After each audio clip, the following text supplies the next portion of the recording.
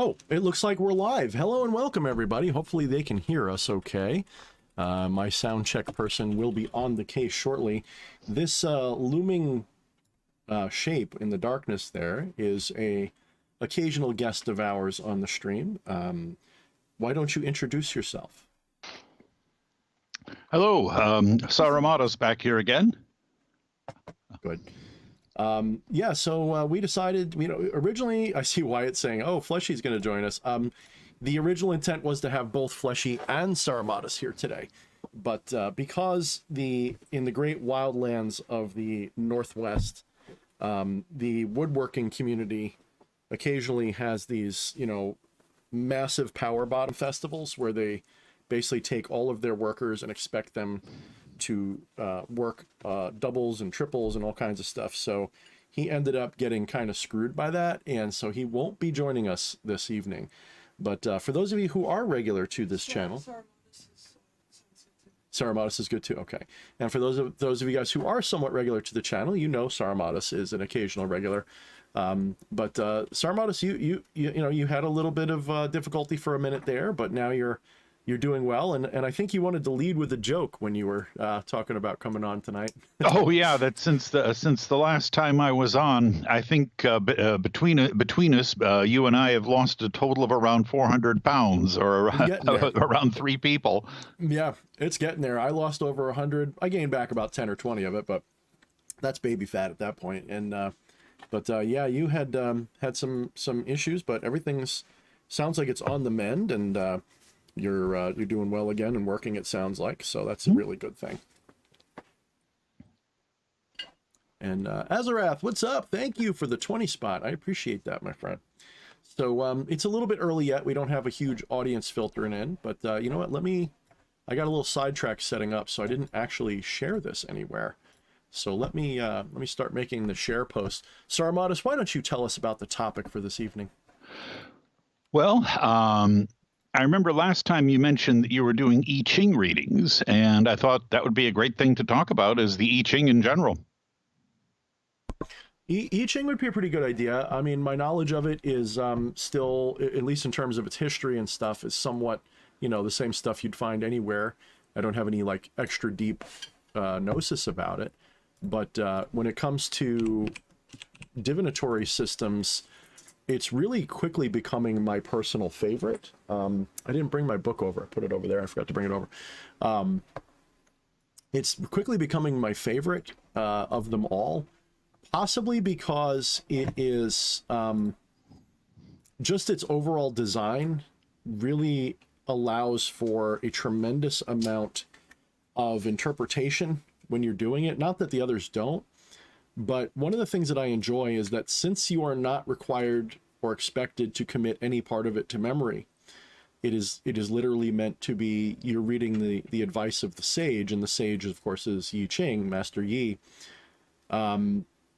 This means you are free to interpret that message without having to worry about, is this the standard definition of what this card means, and all of that kind of dogmatical mumbo jumbo. It's meant to be very interpretive for you, and I really enjoy that, because then what it really does, more so even than the tarot, is once you present somebody with your reading, especially if you're helping others, and you read to them the reading that you're doing for them, it gets their juices flowing, and they start reacting to the reading and saying, well, this means this and that, I guess that could be that, and it gets their intuitive juices flowing, and so it becomes more of a collaborative effort rather than just a parlor trick where you're drawing cards that may or may not apply to them. And I think with the tarot in particular, there is this, at least from the outsider view, when you get somebody who's doing it with you, there is this perspective that there's like a gimmick to it, if somebody has never had a reading before, they might come to you expecting that somehow these cards will predict the future and all of that kind of stuff. But I Ching, there's, I think, a little bit less of that perception, because most people have never even heard of it. When you go to a typical gathering and you say, I'm going to do I Ching readings, unless they're already a little learned, they have no idea what that is. I also like it because you can learn to do it for yourself instantly. Like the first or second time you do it, you pretty much have the basics. Like, you pretty much understand it. And now it's just going by the book and interpreting the book in a way that is meaningful.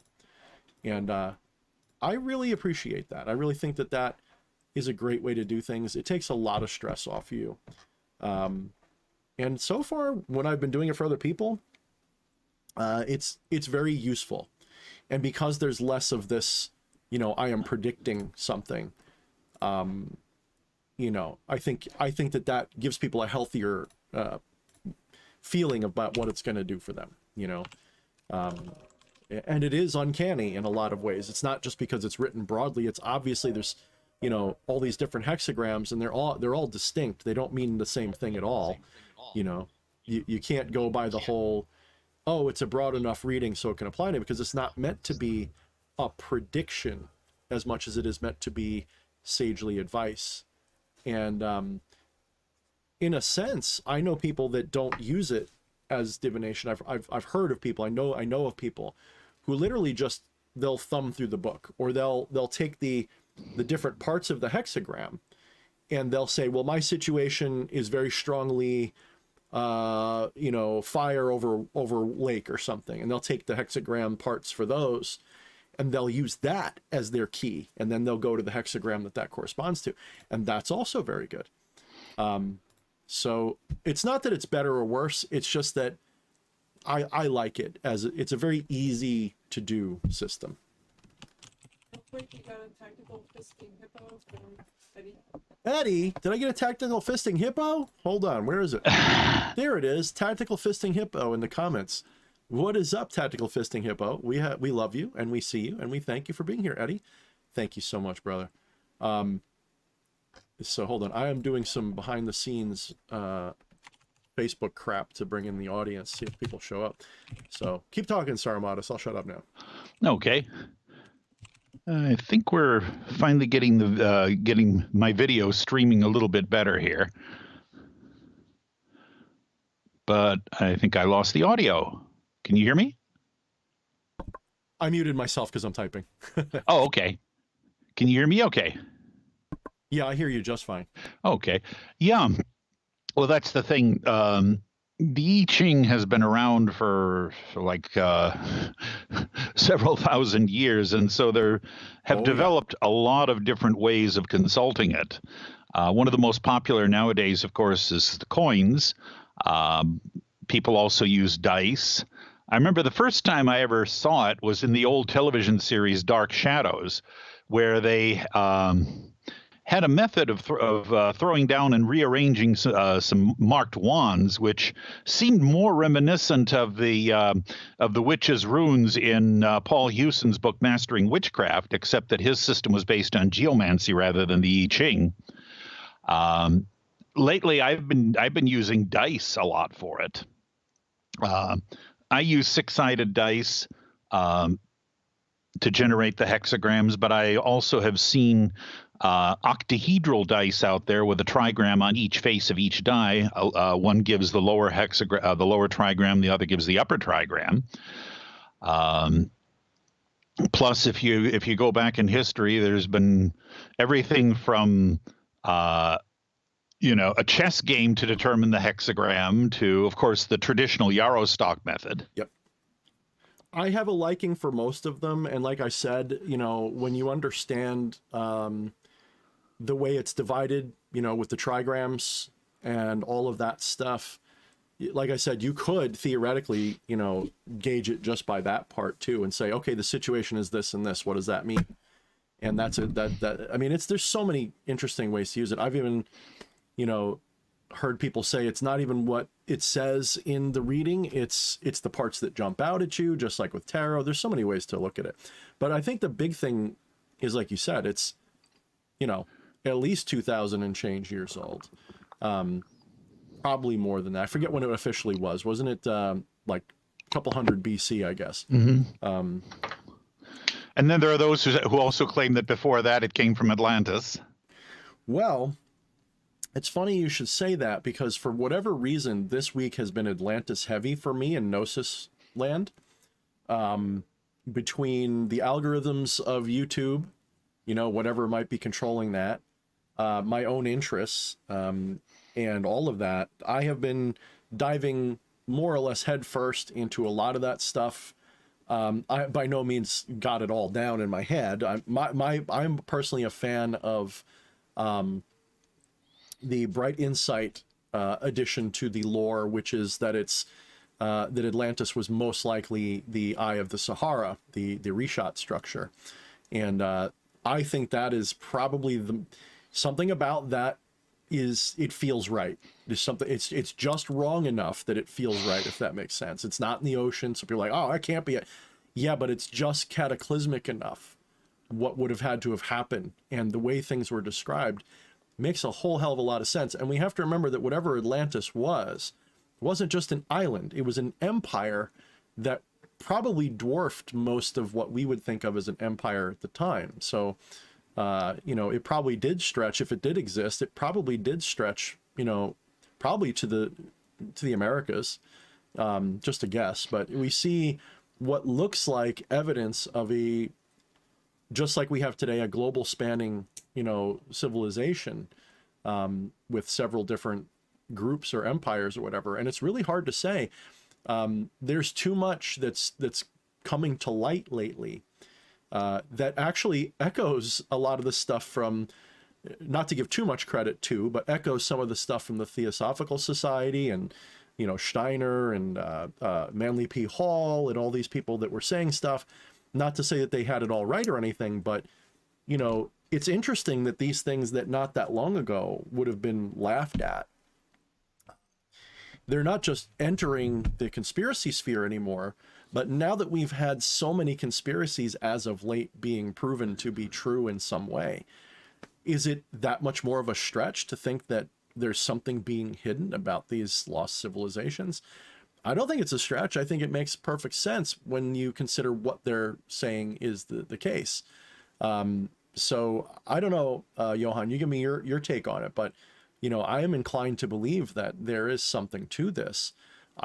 Without any doubt in my mind, there was absolutely a culture that is a root culture, as they would say, I guess, in the Theosophical Society. There is a root culture that appears to have, at the very least, shaped all of Western civilization, and by extension had an influence on more distant parts of our world.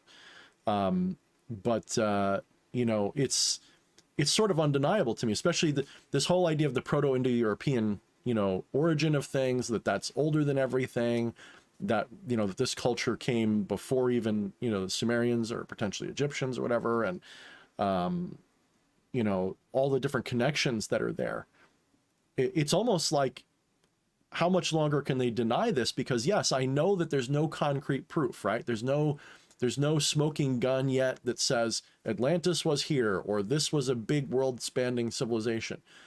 But the fact that all of these cultures, admittedly, through Proto-Indo-European theory, have so much that they were obviously exchanging with each other, something was there. I think that the whole idea that human civilization became Bronze Age, you know, 6,000 years ago is laughable. I think that's absurd.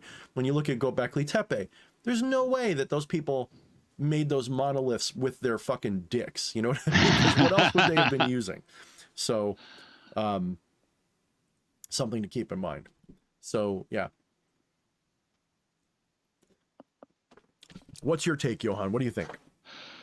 Well, I've heard a lot of different theories about it. Definitely, you know, before the earlier stages of the cataclysm, it was not just an island, but an entire continent. Mm-hmm. I think, you know, I mean, and that's the thing is that Plato's account, the words that were used, and we find this happening over and over again. This is actually a major point for occultism that people need to recognize, especially if you're new. Just like, let me give you a couple of examples of how this happens. So legalism, we all know what legalism is. It's how lawyers have a different language, literally, than the rest of us. The meaning of words are completely different for lawyers, for lawyer speak. When you say, you know, may and shall, those things mean totally different things to a lawyer than they mean to you and me. So when you look at the American Constitution, some of the words that were used, for example, for the Second Amendment, regulated, when we hear the word regulated, we think it means to limit or to somehow restrict. But the original meaning of the word, when you're speaking from that old, you know, Atlantic kind of accent that they would have had, you know, this shall be a well-regulated militia, you know, meaning it will be in really good working order. It didn't mean you can't have it or that the government gets to tell you no. It literally just means that it's well-regulated. It's working well, just like my computer is well-regulated because it's in good order. So when you go back in history and you think about Plato writing about Atlantis, the word that he used for it that we're saying means island could have meant any number of things that didn't necessarily mean what we think of as an island. It meant that it was either isolated or it could have been a peninsula. So however it was, whatever it was, it doesn't have to just be an island or even a continent all on its own in the ocean, like, say, for example, Australia or something. It could mean a bit of land that is isolated somehow, or there's different ways that word could be used. So it wasn't as specific as we think it was when we use it in today's parlance. So my issue is, and this is something that has really been a breakthrough for me partially because, you know, I lean towards a rational, skeptical, yet mystical perspective most of the time. A big feather in the cap of, you know, the fringy people is how willfully the meaning of words has been manipulated, misunderstood, and how academia has been so strongly influenced into a more materialistic or Aristotelian worldview, to the point where anything that is not that isn't just, you know, put to the side a little bit. It's completely denied and ignored and won't even be considered because they are completely material in their focus, and to a point where they're dogmatic about it, where there could be something that is going on that has more to do with it, that's more dare I say mystical or idealistic. They're completely ignoring these things, and it actually makes them blind to things. And what they would consider superstition or magical thinking, they're attacking like the flat earth version of occultism, if that makes sense. You know, occultism isn't always obviously rational. It's one of the most irrational things, at least in pop culture anyway. But for people like us, there is a rational version of it.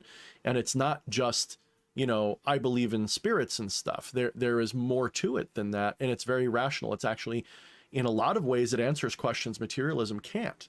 And when I say it answers them, I don't mean it provides a satisfying, happy ending answer. I mean, it's a rational answer in that it fits, and it's not fitting just because it's circular. It makes sense. And it actually, when you compare, for example, Neoplatonism and its idea of emanationism to what materialists would call the Big Bang, it's almost exactly the same story. You have a monad, this initial primordial atom, which, however it happens, the universe begins expanding off of that into its current state. And that is almost literally what emanationism says. You know, and over the epochs or aeons of time, you have the different aeonic emanations, which are like the epochs of our universal history. And we're on the edge of that wave, and in front of us is the great unknown invisible darkness, and behind us is the static past of the pleroma, and we're the materiality on the surface, almost like the surface of an ocean. And that is sort of undeniably, you know, yeah, it's quite the thing. And by the way, we got 2 super chats. Patchwork, hey brother, what's going on? And DK Blockenschlager.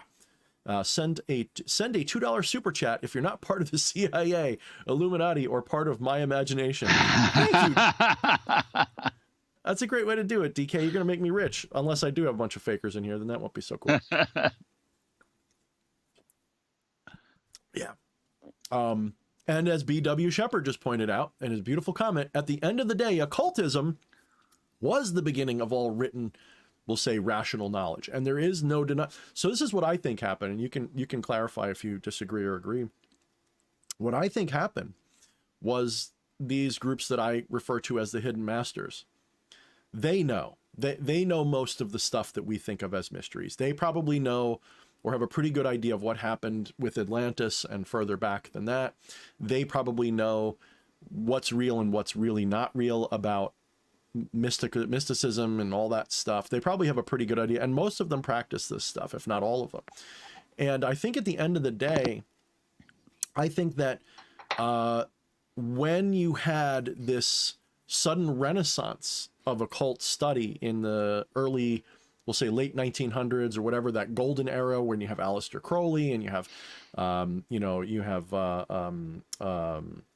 Tesla and you have Madame Blavatsky and you have all these characters, and this big movement is forming. I think that there was like this, and they decided, no, we're not going to allow this. Let's push everyone towards a materialistic worldview. Let's stop this from taking hold, because Christianity was our way of controlling things up till now. Everyone was terrified of going to hell. Nobody wanted to practice anything. Nobody wanted to look into the mysteries. Let's shut this all down and keep this to ourselves. And so you have, over the next half of a century until the 1950s, the 1950s, this ever more encroaching scientism, and a slow withdrawal of spirit and mysticism from the cultural mindset, to the point where you get to now, where the overarching mindset is secular atheism to a degree which is obviously meant to take away any kind of deeper thought on anything. It's like they only want us to be machines and to do what machines do and to follow their decrees. So you let me know what you think of that, but go ahead. Yeah, it makes sense. Of course, even throughout the mid part of, are you on mute, DH? I'm seeing you, but I'm not hearing any audio. Oh, I'm not talking at the moment. It tends to silence me when I'm not talking. Oh, okay. And I think I may be having some latency on the video, but of course there were occult movements that persisted from the beginning of the century until now. But you're right. There was a time, for instance, in its early days when the Theosophical Society had large numbers of members from the upper strata of society, but probably post World War II, it became a quote unquote obscure cult. Yep, I agree. Of course, there was the Aquarian revival in the 60s and 70s, but again, that was very much not only outside the pale of academic respectability, it was in open rebellion against academic responsibility. Oh yeah, absolutely. And to the point where you get laughed out of anywhere now if you even if you hint towards the rational side of these things.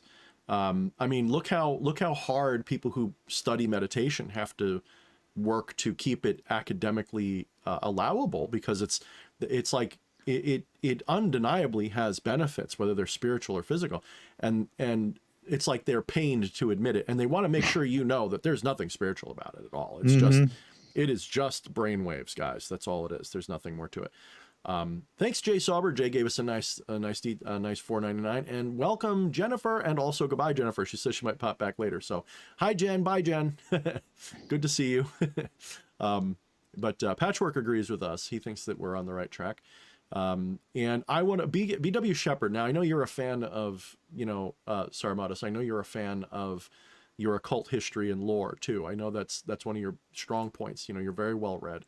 And this is just my intuitive take. I am nowhere near as well read as you, but you can tell me if you agree at all or have your own thoughts. BW says it's been shuttered, meaning this hidden knowledge and mystical thought, to the point that the mystery schools have even lost their traditions. And I will take you one further. I will say that the Enlightenment era and the birth of America and liberty and all of these concepts, the fucking Statue of Liberty is basically a when I say Luciferian archetype, I don't necessarily mean that it was patterned after like Milton's Lucifer, but it was absolutely the iconography of phosphorus and the Luciferian concepts that predate all of that Milton shit. So the Statue of Liberty is not a chick, guys. That was always, I believe, supposed to be a male figure or an androgynous figure that was made more feminine for us, because originally it was supposed to be in France and they didn't want it or something like that. I forgot that part. But when they brought it here, they changed it. Now, what I think, especially when you're looking at how, you know, DC is just filled with occult symbolism. I mean, you can't throw a stick without hitting something. Like, you pick up a rock off the ground and you look underneath, there's probably a freaking, you know, level and you know, compass on it. It is literally dripping with occult symbolism. The shape of things being in the owl, and the dollar bill having the owl in the corner, and all of these little details really point towards all of that. And what I think happened was, and you can correct me if you think I'm wrong here, my hunch, being an outsider with no connection to any of this, is that these mystery schools, whatever happened, they were behind the formation of this Western uplifting. Just like if we look in ancient history, the Abkalu arrive in Sumeria, and in South America, you have the arrival of, I forget his name, but the guy who was like their version of Dagon, because in the West, we had Dagon arrive, and in South America, you have the equivalent arrive and bring civilization and all of this to the world. And in a sense, it's like that's what happened again during the Enlightenment Revolution. And these secret societies, Benjamin Franklin, all these people were in them, you know, and they were like, again, you can't shake a stick without hitting a Freemason or a practicing occultist or something, right? A Rosicrucian or something. You can't shake a stick without hitting one. And they were behind the formation of all of this. And then what seems to have happened was there must have been an internal struggle. There must have been a factional war. And the Illuminati was disbanded, I guess. Whatever happened to them, they were disbanded. They were probably what we would consider the good guys, actually, judging by what it looks. Again, this is just my outside look. It looks like they might have been the good guys. They got corrupted, as did a lot of these other things, and were shut down, or whatever happened. Their mystery schools were perverted and lost their way, and they became systems of deep control instead. They basically said, you know what, screw helping these humans anymore. Let's rule them. Or the other alternative is it's not that they're trying to screw us. It's that they're trying to uplift us through adversity, and we're in a Saturnian period of harvest right now. And so they're harvesting us with what they're doing. They are, you know, we have built ourselves up. We've grown up into this mature, big civilization. And now they're, you know, the sickle is coming, and we're about to hit that period where they harvest again. But yeah, what's your take on all of that? Real quick, you got a super chat. Oh, okay, yes. Thank you, Patchwork. They want us dumbed down and materialistic. You're absolutely right. Absolutely right. Yeah, well, there's certainly a lot of history there. I could probably touch on various key nodal points. One that comes to mind, you mentioned the Illuminati. Of course, they originally, a lot of research has been done by various Masonic scholars working with their actual documents, which survived in various libraries and private collections in Europe. And a book was published by Lewis Masonic Publishing Company a few years ago. It was quite excellent, called The Secret School of Wisdom, which was basically a compendium of their grade papers. And originally, it was basically a kind of a combination philosophy study group and mutual aid society. But it very quickly developed political aspirations. One thing that in conspiratological circles gets a lot of attention is something called the Congress of Wilhelmsbad, which was a gathering of various esoteric organizations near the beginning of the 19th century.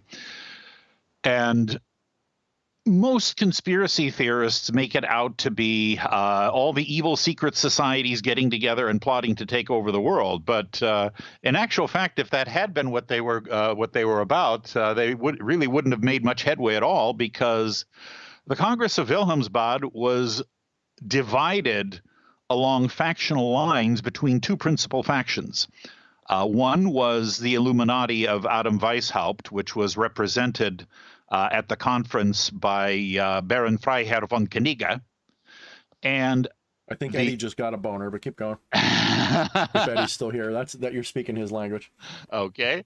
And the other faction were the Martinists, who were the followers of Martinus de Pasquale and Louis-Claude de Saint-Martin. They were represented at the Congress by Jean-Baptiste Villermoz. And basically, the big bone of contention between them was that the Illuminati considered religion to be poison and, basically something which enslaves mankind. Yep. Whereas the Martinists felt that all religions contained occult power secrets and mystical knowledge veiled in symbolic form, and if you had the secret keys, you could decode them. And they could both be right. I mean, yes, and eventually the two currents did kind of merge towards the end of the 19th century, as Dr. Papout's revived Martinist order exchanged initiations with the Ordo Templi Orientis, which, of course, itself was formed out of a merger of the Hermetic Brotherhood of Luxor with Leopold Engel's revived Order of the Illuminati. So you had the two currents kind of coming together. As far as shall we borrow the term opiates of the masses, or ideologies used to control people? It sort of goes back and forth. For one thing, another Engels, Frederick Engels, made a very interesting observation in his introduction to one of the early German editions of the Communist Manifesto, that the Age of Enlightenment originally brought down religious dogmas and brought down the power of religion and social institutions that were buttressed by religion. However, and of course, the emergent bourgeois, industrial, and capitalist middle class used the sans-culottes to make the revolution, but afterwards they wanted to make sure that they remained in charge. And about the middle of the 19th century, concerns started to occur. We took away religion. Now the masses are thinking secularly.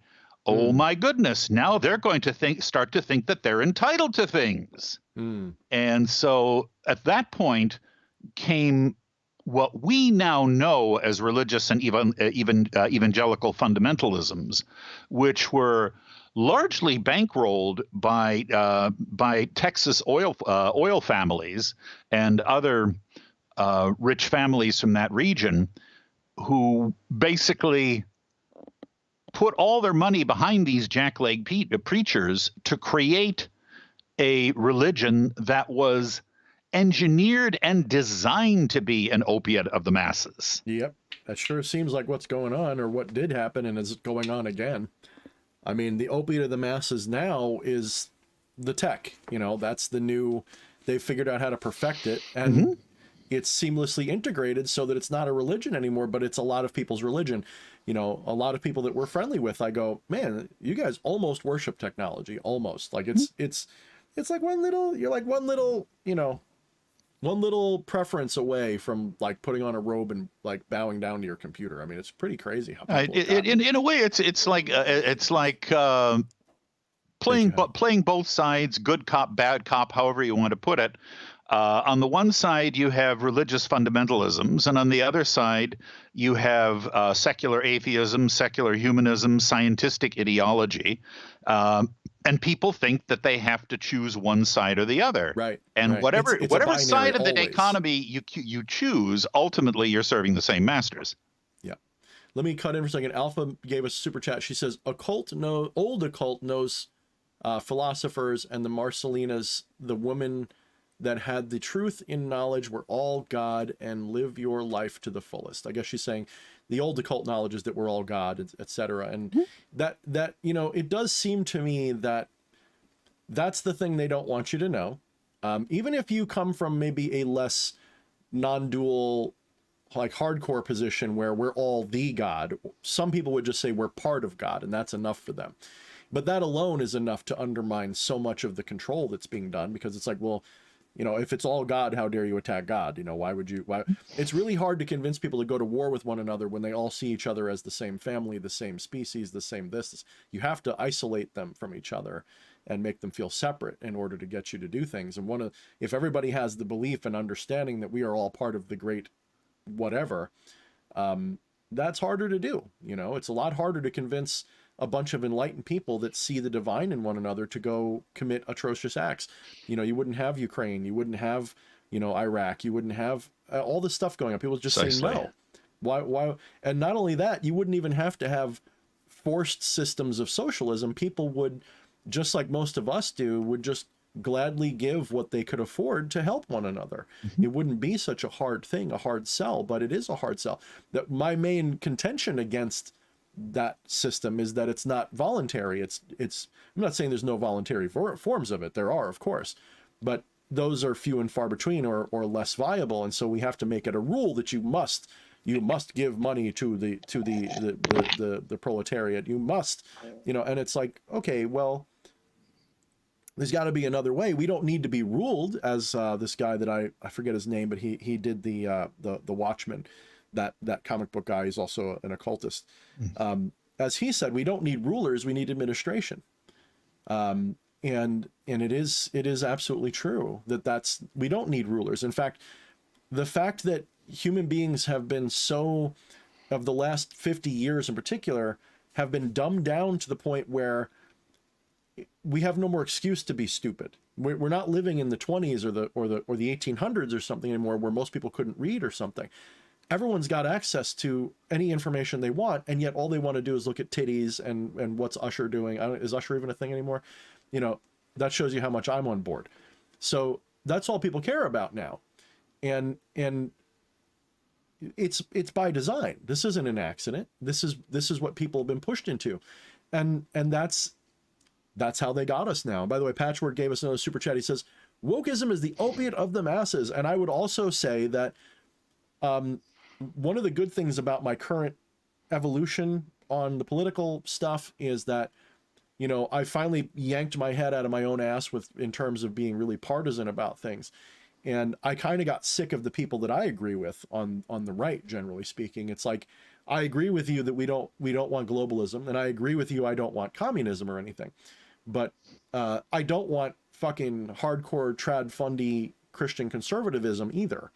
I want rational liberalism from the past, or rational libertarianism, or centrist. You know, I don't want, this is from a social perspective, I want a centrist point of view from a social perspective, or a libertarian view. I do not want anyone telling me what. So all these people that are getting their asses up in an uproar about, you know, the gay and all this other shit, those people can go freaking, I can't say it on YouTube, but I want to. Okay, and I second it. Right? That's why I said to Fleshy, can we just have all the commies and the Hitlers go, you know, fight in a big cage match and just get it over with? Because we don't want none of this shit. We want a free humanity. At least that's what I want. And I think that's what, you know, a lot of people are afraid of freedom, but I think you can have freedom, you know? TK said, I came here to have a good time and I'm attacked. So he gave me $2 for it. Thank you, TK. Yes, and BW says social media is part of the new religion, I will say. Scientism and by extension social media are the new religion. Absolutely. Eddie says, "If loving Dika Titten is wrong, I don't want to be right." Let's hear it for Rammstein. Yeah, he's a bit of a Germanophile. I don't know. Sometimes we check his upper lip for a mustache. He never has one, so we're good. No, Eddie's cool as shit. We tease him about it, but he's cool as shit. He's very proud of his roots, and as we all should be. But except mine are like spread out all over the place. So I guess I'm just proud to be a human being. I guess that's where I'm going to leave it. When I do my genetic thing, which I never should have done, but I got it as a gift, so I'm like, screw it, what am I going to do, return it? When I did it, I was kind of excited to see. I'm kind of sad that I don't have any Asian really in me, because I was kind of hoping I'd find something, but I do have Cypriot, and I'm not sure whether that's the Caucasoid version of Cypriot or the more Semitic version of Cypriot, so I'll have to look that up. As far back as we've been able to trace my family history, it's as far as we knew, it was half Polish, 1/4 German, 1/4 Irish. Mm-hmm. Although when I did one of those genealogical things, it said that the largest part of my DNA was Italian. Interesting.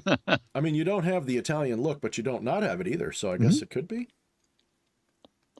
Oh, let me look mine up again. I got mine right here somewhere. I can tell what I am. I'm all over the place, but I think we all are.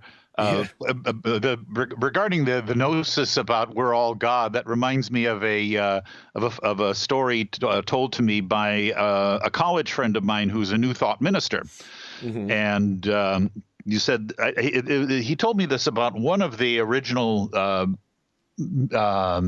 seminal figures in New Thought. I can't remember if it was Ernest Holmes or Thomas Troward, but this person had a relative who was psychiatrically incarcerated. And this relative once said to him, "Yeah, I don't understand. I say I'm God and they lock me up. You say you're God and people flock to hear you and give you money." And his response was, "Well, the difference is I tell them that they are God also." And at the very least, it appeals to their sense of ego, if not the truth of it. Yes, there is something to that. What was it, Freud, or was it Jung? The oceanic, feeling that children have, and that's generally considered a negative, at least in classical psychology. The oceanic feeling, the feeling that all is one thing, and that you're part of it. That is considered, a slight form of crazy at one point in history, not that long ago, or at least an immaturity or something. Now it turns out that something like that, in a more sophisticated sense, is the most spiritually mature you can be. It leads to the most psychically and rational and healthy outlook. People who feel, if you conduct a survey, and if the practical veracity of this is any point, if you go around, you conduct a survey between people who feel truly feel, I don't mean like they've heard it and they think it might be true. I mean people who truly feel a non-dual or monastic or oceanic connection to everything. Those people genuinely have a much more sincere form of compassion that they prosecute. They have a much healthier attitude about a lot of things. They tend to be happier and more well-adjusted to crisis. It's a completely different kind of person, to the point where you can go to a time before they believed this or felt this and see how different they were. People who have a more non-dual, or however you want to phrase it, pantheistic, whatever your preference for it is, view on life, they seem healthier in all ways that matter. And to me, it seems like the materialists are the most unhappy. And they'll tell you, well, that's because I'm more realistic and you're not. No, I have to pay the same bills as you do, asshole. And I don't expect that I'm going to heaven or hell or anything like that. In fact, I'm quite okay with the nothing, if that is what it is, because that is not really nothing. It's the everything. I know it's the everything. You can tell. When you're there, suspended in the nothing, and you're still there in a sense. It's not an identity that's still there, but there is a presence of conscious awareness in the nothing. And you realize that that's just everything all at once. And so it looks like nothing. When you have that realization, even if it does turn out to be nothing and you die and that's it, you won't notice, you won't be there anyway, so who cares? And it's really interesting, because what I was getting at earlier is that the modern society has twisted the meaning of words over the course of thousands of years, but particularly the last couple hundred, to the point where certain words that once had very deep meaning, for example, the word person, the origin of the word person is mask. It's the word for the mask that was worn by the people who were taking part in the mysteries when they would do the dramatizations of things. And they'd wear the mask of the character, and it had an oration device in it, so it would amplify your voice. And it was called a persona, and you wore a persona. Well, the word person comes from that. So there is this understanding implicit in the word, or at least the etymology of the word, that the person that you present to people is a mask. And if you follow that train of thinking all the way down, so you're going to say, well, okay, so the person I'm presenting to people is a mask. Who's the real me? And if you keep just going through those layers until you get to the real you, you find there's nothing there except the consciousness that's experiencing it all. That's the only thing you can't remove. It's like they say, enlightenment is a little bit like taking a big bale of hay and sticking a golden needle in it, and you can't find the golden needle. So what do? You have to burn all the straw away, and then you blow away the dust, and whatever's left is what you are. Well, it's going to be a golden beam, and that's what you are when you burn away all of the delusions of what you are, and all that's left is what we call consciousness. It is not limited. Consciousness is not what it is, but consciousness is its manifestation. It is its nature. It is conscious. When you hit that layer, now it's all different. Now you realize, yes, there's a reason why the word person, the root word is persona, and you start to look at all of these other mysteries and all of these other secrets that were hidden, and you go, well, wait a minute, maybe there's something to that too. And sure enough, there is. And then you start to realize, well, if all these other conspiracy theories are true, as we've been seeing lately, what if these other ones are too? And what if the most outlandish, like flat earth, is just in there to make you sound crazy when you go seeking for the truth? As they say from the X-Files, the truth is out there. Oh, we got another super chat. DK says, we always hear about the revelation, enlightenment, awakening, healing coming. Thoughts on this? Instead of healing, are we doomed to face another great catastrophe before we know true love and light? Ooh. I'm going to let you maybe tackle that first, but before I do, if you were going to respond to what I was saying, Saramatis, go ahead.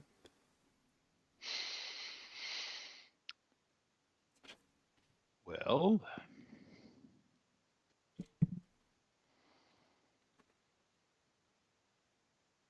are you able to hear me? yes. Okay.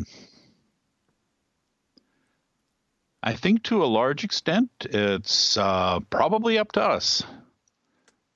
Oh, with regard to DK's question? Mm-hmm. Yeah. To repeat it, he says, we always hear about revelation, enlightenment, awakening, healing coming. Thought says, I mean, a lot of that is, so the New Age movement, whatever it was under Blavatsky and all of them, it has been turned into this yuppie spirituality, which is absolutely worthless. Whatever value there is in theosophy, and I'm not going to criticize it too hard, although I disagree with some of it. Whatever value it may once have had, especially during the turn of the century, last century, like the 1900s, early 20th, whatever value it had has been expunged by the yoga pants, crystal rubbing, love and light crowd. And it's not that the words love and light are bad. In fact, when you do a deep dive into esoteric understanding, you understand that that's actually right. It's just, it's not this nimbyist yoga pants hippie yuppie nonsense. I can't tell you how many people I run into who are like, I'm a spiritual person, and they're a mess. And when I say a mess, I mean they're not a spiritual person. They are using spirituality as another piece of clothing, whereas like some of us make this big show of looking like evil wizards, but we know what we're talking about, so it's a little weird. And so I think that this point that we're heading towards enlightenment, awakening, I will say to you for a fact that we are entering the age of enlightenment. That's what the age of Aquarius is. We're either in it now or we're heading into it. And that is clear. If you look at things, never before in history have so many people had access to information. Never before in history have so many people had access to good information. Never before in history has so much hidden information started coming to light. Never before in history have the secrets of esoteric and mystical, non-dual, monist reality been so available. I mean, when that hit the West, when that hit America in the 60s, that was a major factor for what happened in the 60s. That whole, the Krishnas and all of this hitting the West, that had and the Beatles finding Hinduism in Nepal, all these kind of things really changed things a lot. The psychedelic movement, this was all part of that. And you can say it was engineered or you can say that it was organic, but regardless, that's exactly what's been happening. So the thing is, we're talking about timelines that take 2,000 or 3,000 years to play out. We're not talking about a generation or 10 years. This idea that revelation, enlightenment, awakening, healing is coming, it's always coming. It's just, it takes a while. And what I would tell you is that there's only three ways to look at what's going on right now. You can either see this as a battle for the future of humanity, where it's going to have a binary outcome. You can see it as it's all part of a big psyop to, either enslave us or put us through a crucible, or it is a crucible, but it's not like there's anybody in control of it. It's just a hydra. It's just a monster with no body, a bunch of different heads that are all going the same direction. I lean towards the crucible answer, but which version of it? That's up to you. I do see a guided hand going on here. Even, in the situation with Trump and MAGA and the globalists and all that, and how superficial so much of this really looks, and how silly it's getting, it does seem like there's some kind of game being played, to manipulate humanity into a crisis. That's the good old Hegelian dialectic, and I know Marx was a fan of Hegel, at least parts of him. It is part of that Hegelian dialectic to create a crisis or present a crisis with a synthesis or solution in mind, and you maneuver the person into that crisis so that you can offer that solution and they have no other way out. And that is sort of what seems to be happening. It does seem like humanity is being offered a red pill versus a blue pill.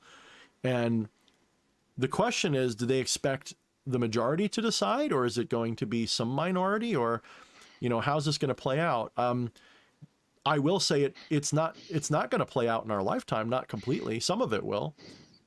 This idea that we're going to hit love and light healing in the next 10 years, I think is nonsense. I don't know. What do you think?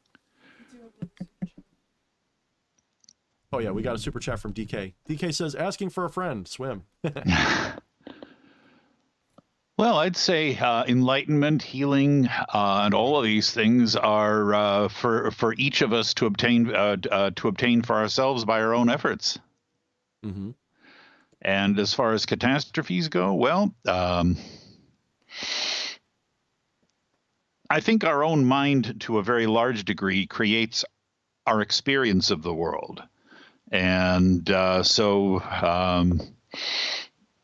We have the ability to shape that as well.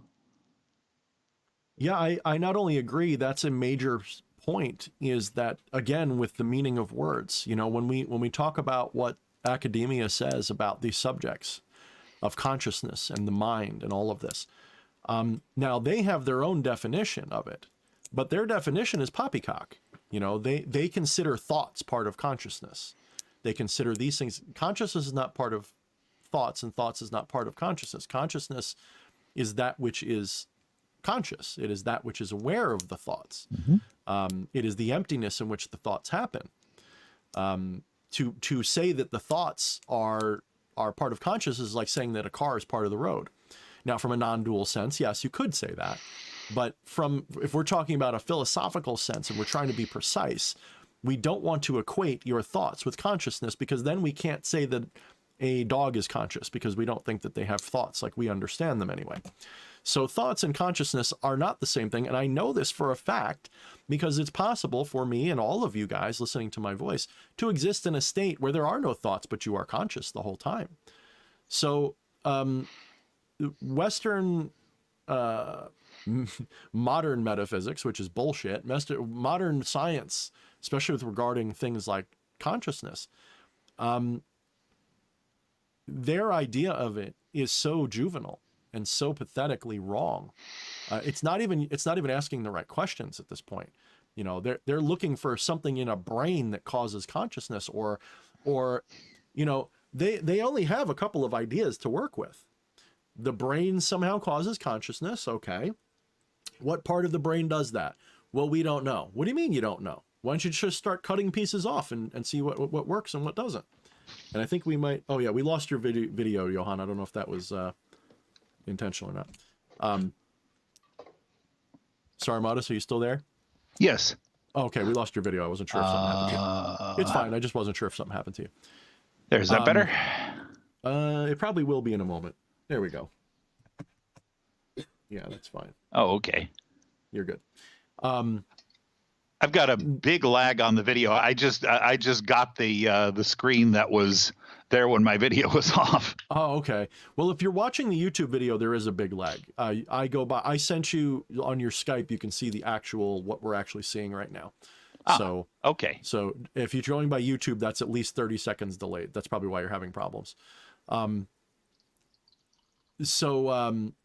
Yeah, so they're using definitions and they're saying that consciousness is produced in the brain or produced by the brain. The problem with that is, again, if you start cutting pieces of the brain off, they can't isolate where consciousness would be taking place because they can cut it out in one person and they're still conscious. And they cut it out in another person and it kills them. So there's no obvious, like, where this thing is. And then the other option is that it's an emergent property of the brain, whereby when you have a brain that is complex and active enough, consciousness emerges out of that complexity. The problem with that, again, is that you don't need all those working parts and they don't all have to be doing the same things. Everybody's brain seems to happen in a different way. In fact, it is to the point now where science is reaching a point of you cannot progress any further without admitting something. And they're not ready to admit this, but they're at the point where they have to invert their assumption. They believe that consciousness is produced by the brain like any other bumping particle bullshit that they believe in. And it's reaching a point where they might need to start looking at the brain at least as, and I'm sticking within rational science here, although I don't ascribe to this, to the idea that the brain is more like an antenna which tunes into consciousness, and consciousness is a product of existence itself. The problem, of course, with that is that there is no material origin of consciousness. Consciousness is that which in which material things happen. Consciousness is an enigmatic quality of existence itself. It is not something that is quantifiable. By definition, it is that which is conscious of the quantities. And the mind, as we would call it, the way I define the mind, is not the thought processes. The mind is that which distinguishes or determines or isolates and highlights and sort of gives a mortal limitation to our consciousness. In other words, consciousness in its natural state is expanded fully into the ultimate, and there is no sense of self or other or up, down, left, or right. But when the mind is refined rather than expanded, when the mind is refined, it becomes from a omniversal light, it becomes a spotlight. And when that floodlight becomes a spotlight, that's when you have the equivalent of human or mortal consciousness, because consciousness is looking through a very narrow field of mentality, and that mentality is selective in nature. It selects, and the will is what guides that selection. So the will guides the mind into selecting certain thoughts, ideas, experiences, and it doesn't make your brain do anything. There is a vast multiverse in which many different brains exist simultaneously, and consciousness moves seamlessly. The focus of consciousness, the mind, shifts seamlessly around, highlighting and creating this experience of mortality that way. It's not that you're a human being with a brain and consciousness. It's that your consciousness And the mental faculty of your being is focusing upon this little goo in your head. And this goo in your head exists in a multiverse in which all of your different thoughts, especially the ones you feel like you're selecting, you literally are selecting them out of a multiverse of possibilities. That's how I approach it. And what this ultimately means is the will is what guides that searchlight, and the will is that which causes this illusion of change or control, because it's not that you're causing anything to happen, it's that you're causing or choosing the timeline to witness. And that alone, if they would even just play with that idea for a little while, they might find that suddenly their ideas of the many worlds theory of quantum mechanics makes even more sense, and quantum entanglement no longer becomes an issue, because it's obvious that there is one thing through which all things are directly connected without space or time in the middle, because space and time are products of our mental disorder of mortality. They don't actually exist. If these things were approached, the rationality could be properly understood, I think. And they could, like Tesla said, if science would turn its gaze inward a little bit, the strides it would make in a short amount of time would blow away even what we've already done. So Patchwork says, honestly, I believe consciousness occurs outside the body. Yeah, I mean, you can believe that. I think that the body occurs inside consciousness and nowhere else. And when you think of it that way, things suddenly flip on their head. Yes, go ahead, Saravadas. One could even say that consciousness creates the body. In a sense that, in the same sense, well, when we say creates the body, we have to be very careful. The word create implies that it didn't exist, or it implies that in some way consciousness forms the body. But the problem with that thinking is that it should be very easy then to just willfully create whatever you want just by wanting it. The issue here is that instead of thinking consciousness creates the body, think of it more along the lines of as consciousness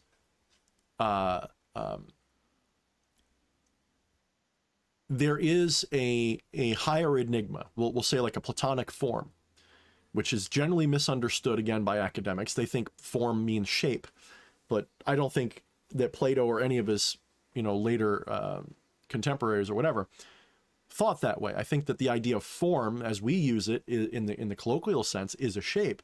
But when Plato was talking about it, he wasn't talking about something you could recognize. He was talking about something invisible and ineffable that gave rise to the forms that we see in our material world. So consciousness, I don't think creates the forms. I think that consciousness is more like the CPU of your computer, in which there is something that is encountered, and then it is manifested, which is why my metaphysical philosophy is called manifestationism. It is manifested and appears to you, and then it is your mental predispositions which take what was once just a two-dimensional field of reality and then highlights and isolates parts of it and says, that's a hand, that's a wall, that's a bird, that's a frog. And in that way creates. But when I say create, I don't mean creates, ex nihilo. I mean creates in the sense that names it, categorizes it, isolates it, highlights it, but doesn't create in the true sense of creation, because nothing is created or destroyed. It's always been there. It's just interpreted and manifested. Energy can be neither created nor destroyed. It can only change form and shape, but it only changes form and shape through the faculty of time, and time is only a perception. So we don't create, I don't think we create things with consciousness. I think that consciousness is the observer, and that which it observes can then be interpreted in a way that is creative. Remember, in the Bible, the Egyptians, all these different cultures made a big deal about humanity naming things and the power of words and true names. What does that even mean? Well, true name and Plato's forms are very closely related. They're almost the same concept. And this idea that in naming something, you make it real, right? In naming something, you make it real. But when we say real, do we mean truly real, or do we mean perceptually real, or consciously real, or idealistically real? In the more Platonic or non-dual or mystical sense, reality is, we don't see reality, we see its shadow. So when we name a shadow, that reifies it. What we're really looking for is not that we make it real or create it, we reify the illusion and assume it's reality instead. So when you have a concept of something, you know, that concept is actually the reality. And then we apply that to the appearance of reality around us. We have to have an idea of something before we can apply it to our experiences. Where do those ideas come from? Well, Plato said they were intuitively part of us. They were part of the great nous, right? The logos, if you will.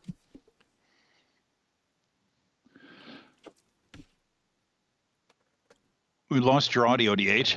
Oh no, I just stopped talking. Oh, okay. Oh, and what I'm seeing is your motions because of the time lag. Okay. Yep. Well, when you say ex nihilo, part of it, I think, maybe hinges on what exactly do we mean by the nihilo. Oh yeah, good point. Yep. You know, some of the Gnostics made a great deal about the void and the pleroma being essentially the same thing, seen from two different perspectives, or the way you phrased it earlier, the nothing that is also the everything. Mm-hmm. And how does this undifferentiated void or pleroma become a world of things? Through consciousness organizing its perceptions. Mm-hmm. Yeah, through the mind. So let's approach it like this. Let's take the Neoplatonic. And of course, as we said earlier, consciousness is not necessarily identical with the thinking mind. So just just as we could say that consciousness created the world, well, that doesn't necessarily mean that, you know, it's an easy thing for the ordinary thinking mind to reshape it. I mean, I would say that, again, the word create is what is the sticking point. I would say reified. Mm-hmm. Absolutely. We reify reality. I think the word create is maybe a misunderstanding, at least in antiquity, perhaps. But if we're looking at like the Neoplatonic model, of which I'm a fan, I do borrow parts of it. You know, you have the monad, which is the all, that's the everything, that's the ineffable whole of all things. And it emanates, that's where I have my sticking point. I don't think it emanates because that implies, although they would say it doesn't emanate in time, that is to say it doesn't change over time, but out of the one comes everything. And part of that, so you have the one, the monad, then you have the nous, which is the image of the one. It's a perfect copy of it, and that is a reference to consciousness encapsulating the all. So you have the all, and the all is conscious of itself. So you have the monad and the nous. Okay, those are your that's one and one in the Fibonacci sequence.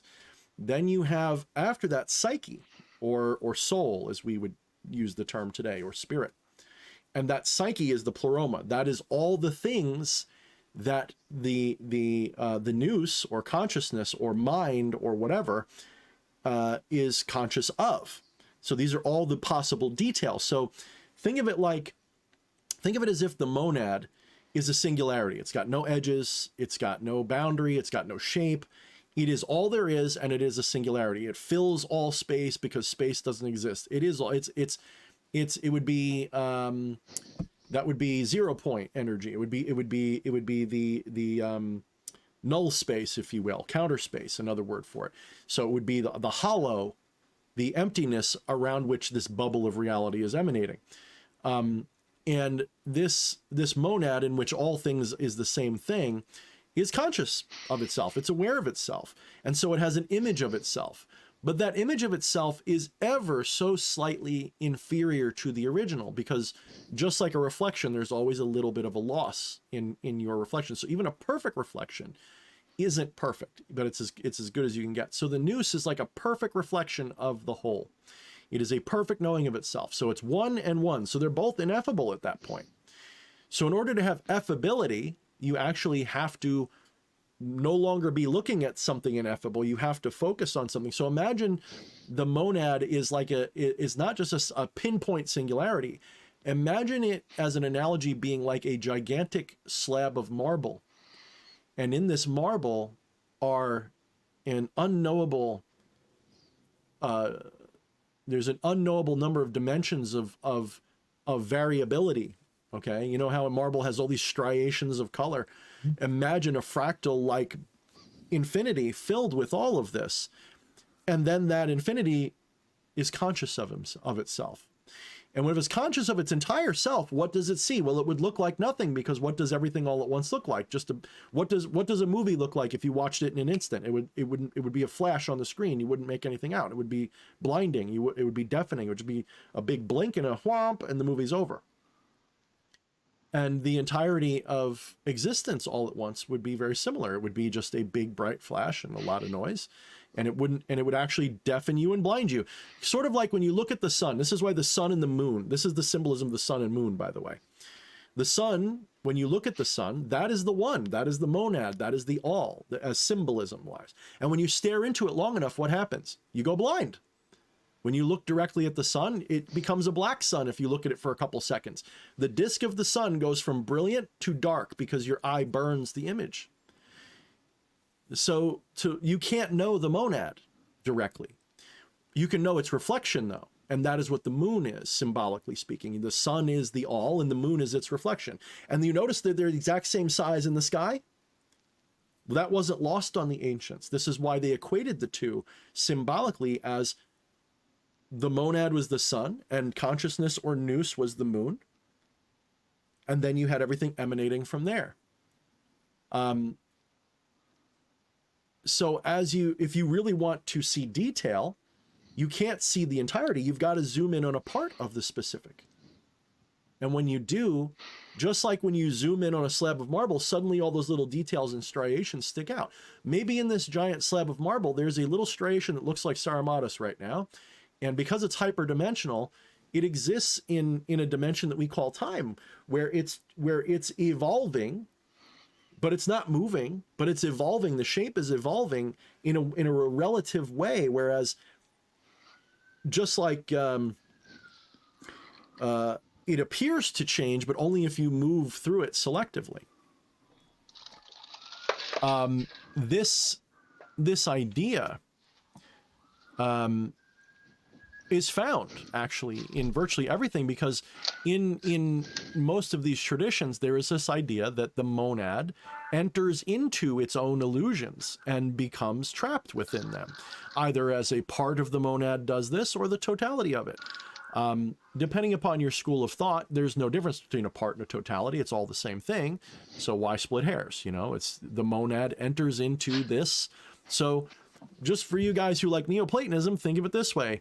The monad enters into the body, becomes embodied, becomes mortalized, shall we say, becomes embodied and incarnate in this, but not because it's like put into it, and not because it's limited into it, but because imagine like your eyes right now, imagine going like this and just focusing on a teeny little part of what you can see and forgetting that all of this exists and forgetting that all of this is you.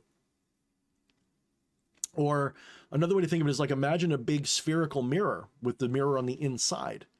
What does the mirror see? Right? That's kind of what we're talking about. Imagine a perfect mirror that can reflect without having any issues, and it is reflecting itself unto itself. What would it see? What does a mirror look like when it looks at itself? That's sort of what's happening here. And DK asked if we're done with the Atlantis topic. To a point. I don't mind re-bringing it back up if Saramatus wants to. Sure. But yeah, I mean, you know, there's a lot of these stories about Atlantis, because a lot of the times people, when they talk about Atlantis, they only focus on the part of Plato that talks about how Atlantis existed and where it existed, but they don't talk about the war that was told to Solon, you know, by what's his name, the Egyptian guy who taught Solon about this. There's not much mention of the whole, there was a war which Atlantis lost, okay, that supposedly the Greeks won against them in antiquity, like way back. So it's an interesting set of questions. How much of our history has been lost? How much of it has been flushed? How much of it has been denied to us, and why? If the current year is any indication, a lot. You know, a lot of us growing up in America grew up in this fairy tale that we somehow knew something, that history was what they told us. And I'm here to tell you that 99% of it is not what they told you. That doesn't mean that everything's a cover-up or conspiracy or anything. It just means, just like they say, you know, history is written by the winners, right? It's not written by the losers. So, all right, let's see. All right. So, Sarmatis, do you have anything you want to add to that?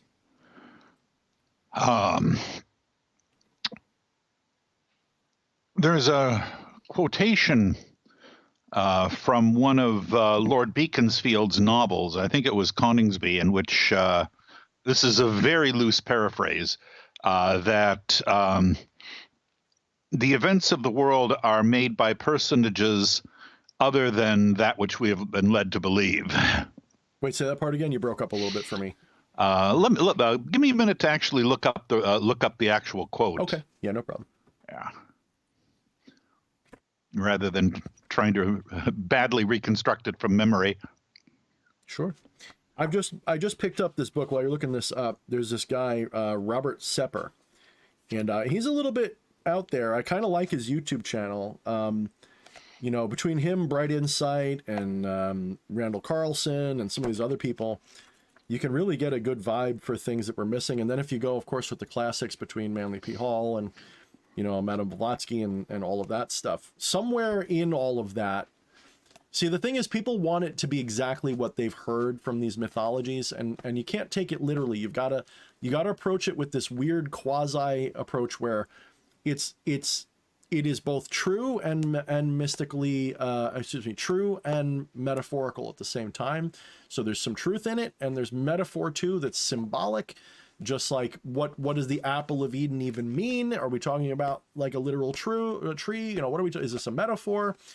You know, if you take things too literally, you can drive yourself insane. But this guy Robert Sepper I just bought his book. I guess it's his first one. It says Our Forgotten History, and I am going to read this soon, or at least skim it. But I will also point out that I don't think I have it by me, but there is a book. The Secret History, I believe is what it's called, of the world.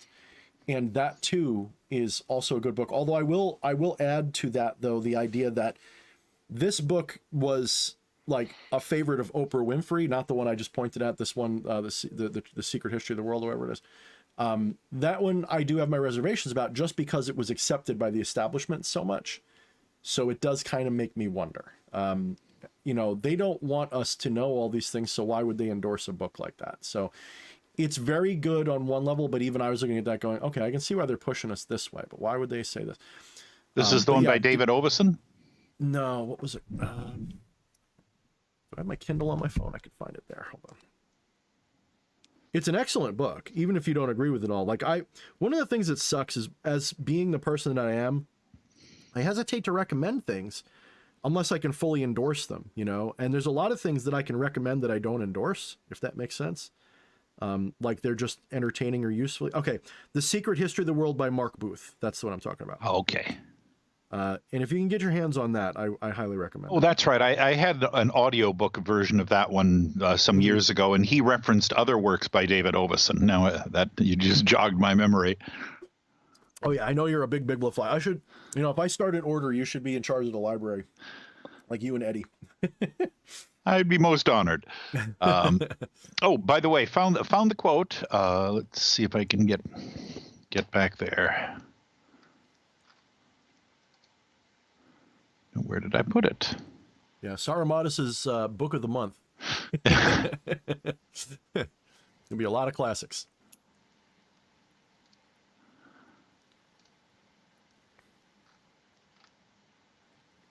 Yeah, Neon Cicada, there's definitely something to that. I don't enter into like super trippy, out of my body kind of thing very often, but I can attest that meditation is timeless. When you hit that, when you get into like a decent, you're hitting pay dirt when you hit a timeless element to it, where there is no sense of time, you just exist, and that is a major threshold. Yeah. Found the quote, by the way. I can't get an exact attribution, but I believe it is from his novel Coningsby. The world is governed by very different personages from what is imagined by those who are not behind the scenes. That sounds like my Hidden Masters thing, doesn't it? Mm-hmm. Interesting. And that's just an intuitive observation. I never learned that from anybody. It's just, would they be revealing themselves? Would it be, would it be Soros? Would it be? No, of course not. They're just their moneyed lieutenants, Very interesting stuff. And yes, Alpha, I have watched, I've been binging his channel and a few other people's channels, Robert Sepper. Again, I disagree with certain things, but not because he's wrong. It's like, I would like Robert Sepper to hang out with the guy from Bright Insight. I do disagree with Robert with his whole, don't spill the cup of Hermes type of thing, like that's why you don't live forever and all that. I think that he is maybe, so here's the deal with that don't spill the cup of Hermes, okay? It's not that ejaculation robs you of your life and vitality. The issue is that your mental space, your spiritual space, when you are devoting so much time and energy to these addictions, and that's what the carnality can be. It's nothing wrong with carnality. It's just, it can become an addiction to you. It's part of your shadow. And when you are at the mercy of it, you're not using that energy for things that are more beneficial to you. It is my experience as a guy, for one thing, that being retentive, shall we say, completely retentive. And I know there's more to it than this. Let me finish this, because this is a touchy topic, guys. This is more for the adults here. When we're saying like don't reach climax or something, that is a valuable meditative skill. That is to say, to edge, shall we say, Eddie's going to be all happy because we're getting into magic is stored in the butt territory here.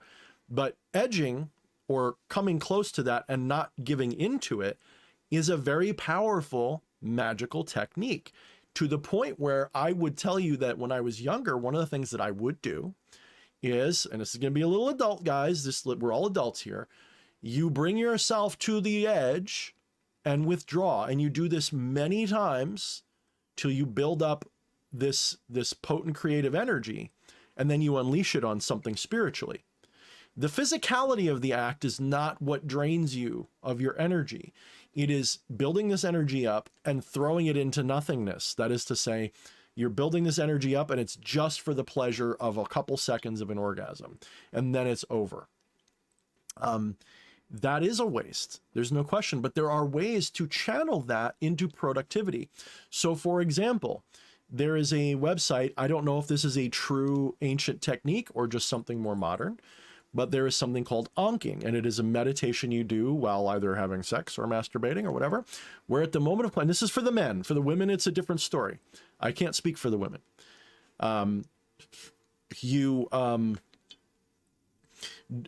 As you're achieving that climactic moment, you divert the energies and attention away from the orgasm itself, and you bring those energies up the spine, up the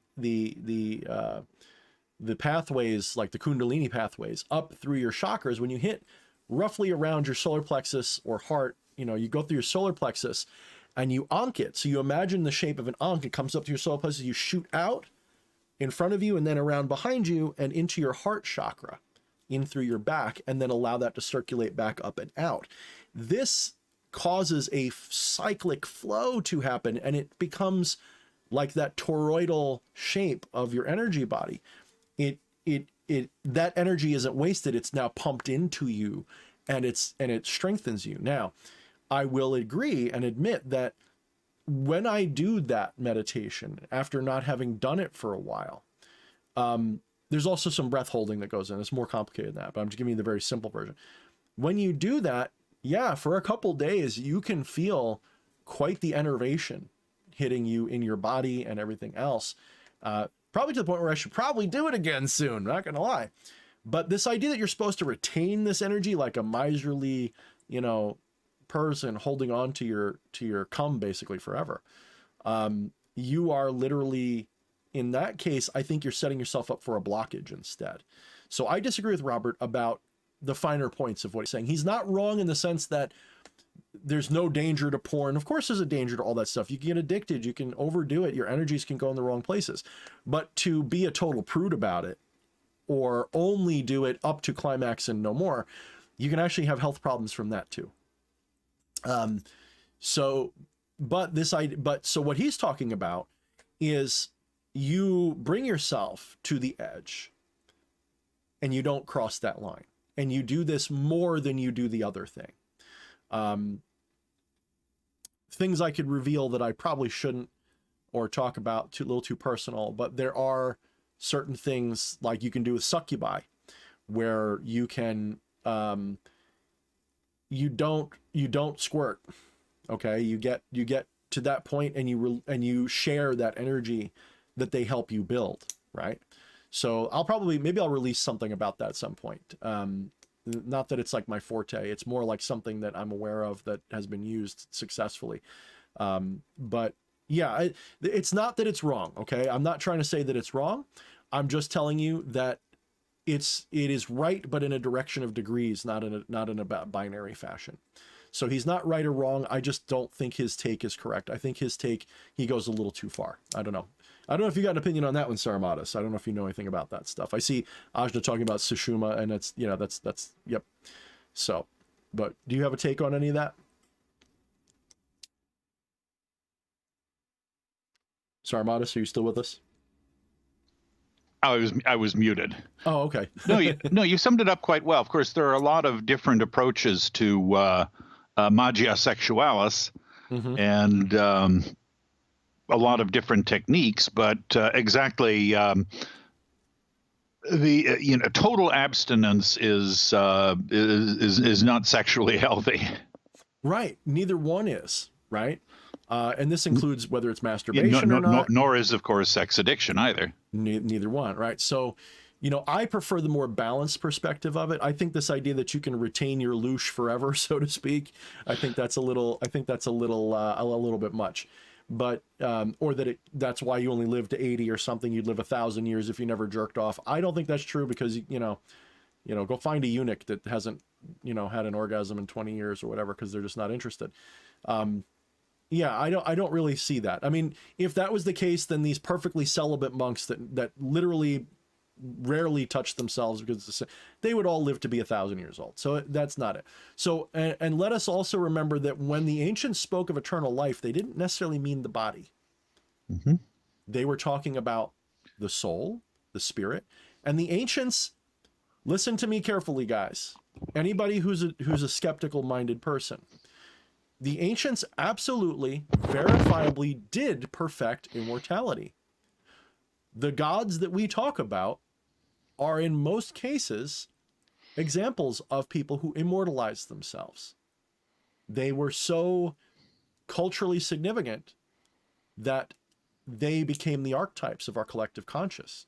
And the pharaohs and many of these emperors of old, they created these dynasties for themselves. They were immortalized through them. And, whether that's what the pyramids were for or not, I think is not, I think the pyramids is more to that story than anything we think.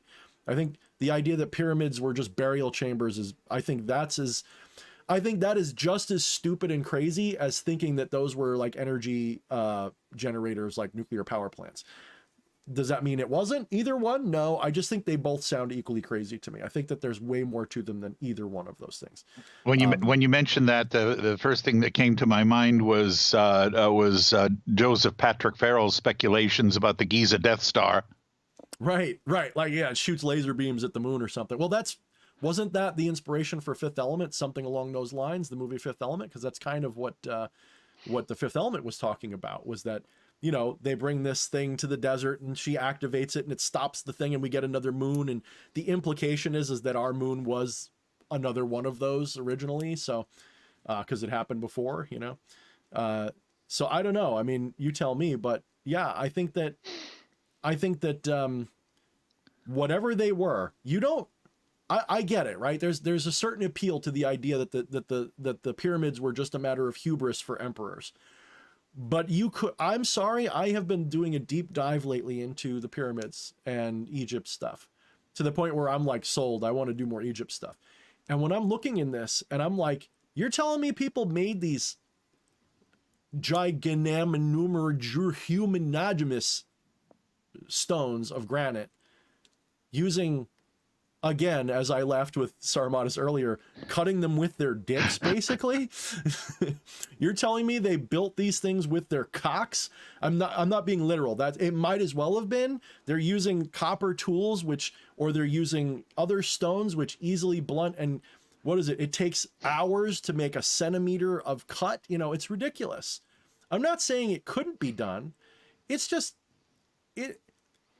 Eddie would probably chime in and say it's like trying to brute force a fucking quantum computer's passcode, you know, using your fucking laptop. It would take not just a few decades, it would take hundreds and hundreds and hundreds and hundreds just to cut a couple of the stones out. It's absurd to me. And I'm familiar with modern stone cutting methods just because I know people. I have a friend that worked in a marble mine, you know, the marble quarry. And they would talk about how hard it is and what they have to do, even with modern techniques, just to cut a few slabs of stone out every few days. It is not easy to do, even by today's standards. Yes, it's become easy for us, industrialized. But again, you go to a modern construction person and say, how would you make a pyramid? They'd be like, well, I think we could make it, but oh boy, would that be hard. They don't think it's easy, even using modern techniques. So how the hell you got Stone Age people building pyramids? Again, I'm not saying we didn't make them. I'm not even saying, I don't think aliens built them. I think that's also crazy. But the idea that humans made them with the technology that we think they had, I think that is crazy. I think they had something else. Let us not forget the book of Tobit and the story of Solomon's building the temple. What did he need to do? They had to get that little worm, right? That's what Osmodei was there for. Osmodei helped them get the what is it? Do you remember what it's called, Sarmatis? The little thing that in that story. I know what you're referring to, but I'm blanking out on its name. It's got a weird name. I forget what it is, but it's like a little worm that they use to cut the stones. Right? Mm-hmm. Now, when I hear little worm, what do I think of? I think of like a diamond wire, honestly, because that's kind of like a diamond impregnated wire is what they often use to saw things these days. Did they have something equivalent and that we just don't know about? I don't know. That's probably not what it was. But then you have stories about them levitating the stones with the sound of their voices in ritual. And you have another story of a guy, I can't think of his name, but he went to China or Nepal, excuse me. I think it was Nepal, and or something like that. And he has these monks did this thing where they chanted and a stone lifted up and landed on a nearby hill. Guys, something's up here. Like, we're seeing the same stories over and over again. Something's up here. So, you know, a Shamir. Yeah, that sounds right. That does sound Shamir, right. Shamir. That was it. That sounds right. Yeah. And so what was this thing, you know? Now, my big issue with aliens is that I think that the alien question has been so polluted with co-opted lore that I don't know what to trust. So I downplay it a lot because I don't think there's any place to get a toehold and get it. You know, part of the problem, guys, is that we are limited to our current collective consciousness idea of what aliens are. We are limited to this idea that there are things living on other planets somewhere in another solar system, and that they're coming here in flying saucers and all. My problem with that is we're thinking in very similar terms to people from the early 20th century and late 19th century, who for them aliens had dirigibles, or we went to the moon with cannons or something. We're thinking only in terms of what we can comprehend. And that's not wrong. You got to start from somewhere. But the problem I have with it is it leaves out a possibility of so much else that could be whatever they are. Maybe they're interdimensional. Maybe they're time travelers. Maybe they were always here. Maybe they're not aliens. Maybe they're beings who lived underground, the whole underground civilization concept. Maybe they're another species of animal that survived, cataclysms by moving underground, and then they appear to us. That's also in the whole, what was it? The Dulles underground war with the aliens. There's so many different possibilities here that to think that it is UFOs landing and building pyramids, I think that's kind of, I hate to use the R word, but a little bit retarded. All right, let's just be honest. I think that's a little too much. So I shy away from it, because it's not that I don't believe in aliens. It's not that I don't believe that they've been here. I don't have proof of it either way. And what I do have evidence of and proof for me is all the spiritual stuff that I've got proof and evidence of. So that's why I focus on that. Mm-hmm. So yeah. You got another super Oh yeah. Oh, thank you, sweetie. Patchwork gave us a 2 spot, and he says, I do like me some aliens. He likes to clap them alien cheeks from Area 51. What's up, Astara? Good. She said, I made it. Happy Thursday, everybody. So glad I made it to your live tonight. Thank you, Astara. Thank you so much. Let me just check a box here. But yeah, why don't you talk for a second, Sarmas? I'm going to do a little behind the scenes. One comment about the whole ancient astronauts thing is, I think it was Robert Anton Wilson who first pointed this out, that and I know you're a fan of him. You bring him up a lot. Oh yeah, he was one of my earliest influences in occult study. Uh-huh. And what he points out is that each age interprets the mysteries in the language and symbolism that they knew. So if we were to ask, for instance, a medieval monastic, how do you think the Egyptians built the pyramids? Well, of course, they summoned demons to do it, obviously. Uh-huh. Yep. And they made a shamshir, and they made it with that. Yeah. Right. In the Middle Ages, people interpreted things in terms of angels and demons, and so that was their paradigm then. Nowadays, we interpret everything in terms of technology. So we assume that when the pyramids were built, that people did not have the technology we have now, because we have this linear view of history and progress. And so therefore, they need a deus ex machina to account for the pyramids. And so they bring in these aliens or sentient beings from elsewhere who had a technology superior to what Earthlings had back then. And that basically is just, pushing it back, one more layer of abstraction, because then you're positing a race of sentient beings that possess the requisite technology. Mm-hmm. And we're also assuming, of course, that human civilization did not have it when the pyramids were built. Well, we're also assuming, if I can interject just a quick thought, I saw this on Joe Rogan the other day, not to give too much, because I like Joe Rogan, but he's not like, he's not like a priest or anything. He had a guy on, and they were talking about that we think in terms of our technology, but we're using, we'll say, brand X technology. Mm-hmm. What if there's a brand Y or Z or some other brand of technology we don't even comprehend the concept of, let alone have any leanings towards? What if the ancients, for example, understood Tesla's, 369 and they understood the vibrational frequency of things, and they could intone a rock into the air with certain techniques? For all we know, that's literally what it was. But because we live in a different mind space, we've never even thought of that concept. One way I would put it is this, and I'll let you take back over. If we were a species that developed underwater, so let's say humanity was an aquatic species always, we were under, like in the oceans, and we have the same IQs, would we have ever discovered fire? And would we have ever discovered the things that fire makes possible? And if not, how would we have developed our technology, and what would we look like today, assuming all things being equal? What would our equivalents be?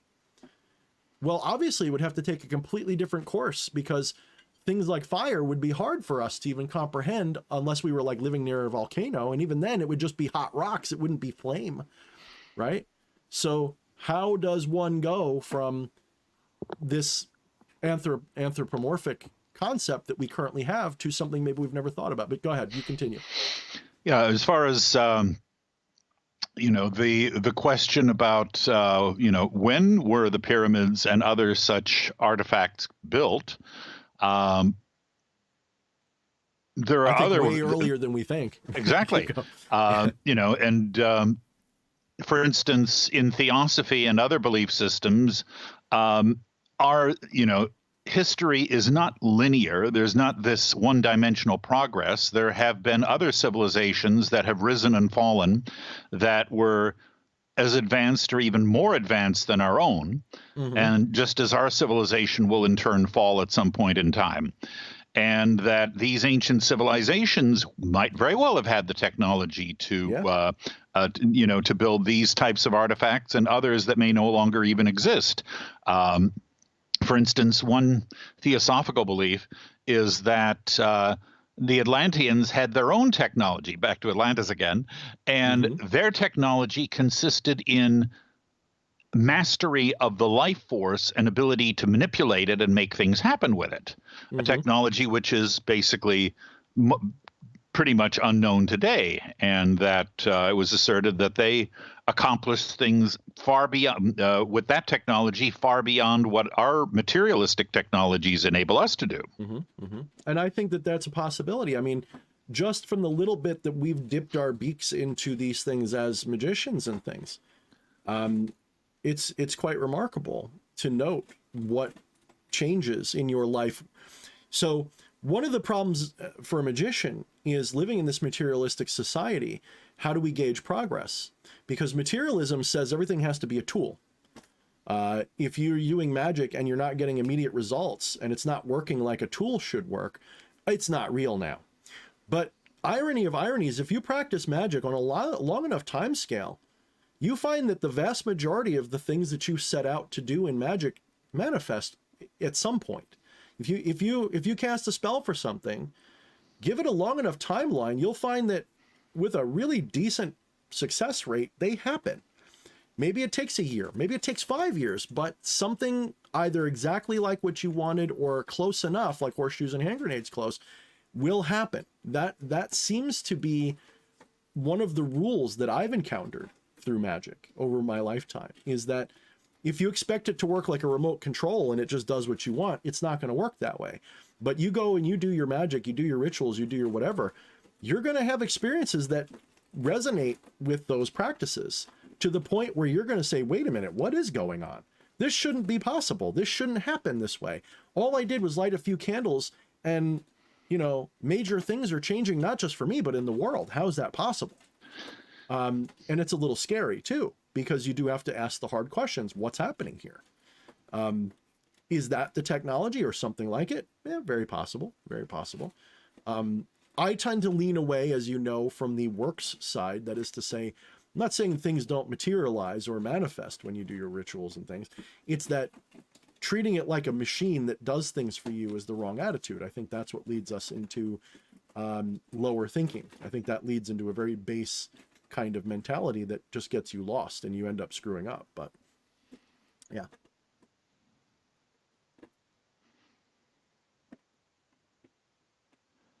Oh, there you are. I didn't know you left, Sarah Modest. You still there? I'm back already. What you're seeing is from about 5 minutes ago. Okay. That's how much network latency we got. Just wanted to call out something that Ajna put in the chat a little while ago that I thought was worth mentioning about perhaps in the year 3020, Kim Jong-un will be remembered as a semi-mythological figure. Yes, and what is it? He said he never pooped or ate or whatever, right? Right. I would add, of course, just as Stalin was sometimes referred to as the Steel Tsar, perhaps Putin will be remembered as the Titanium Tsar.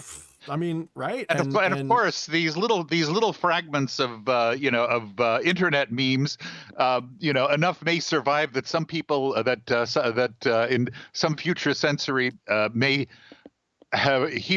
recall fragments of legends of a god emperor named Trump.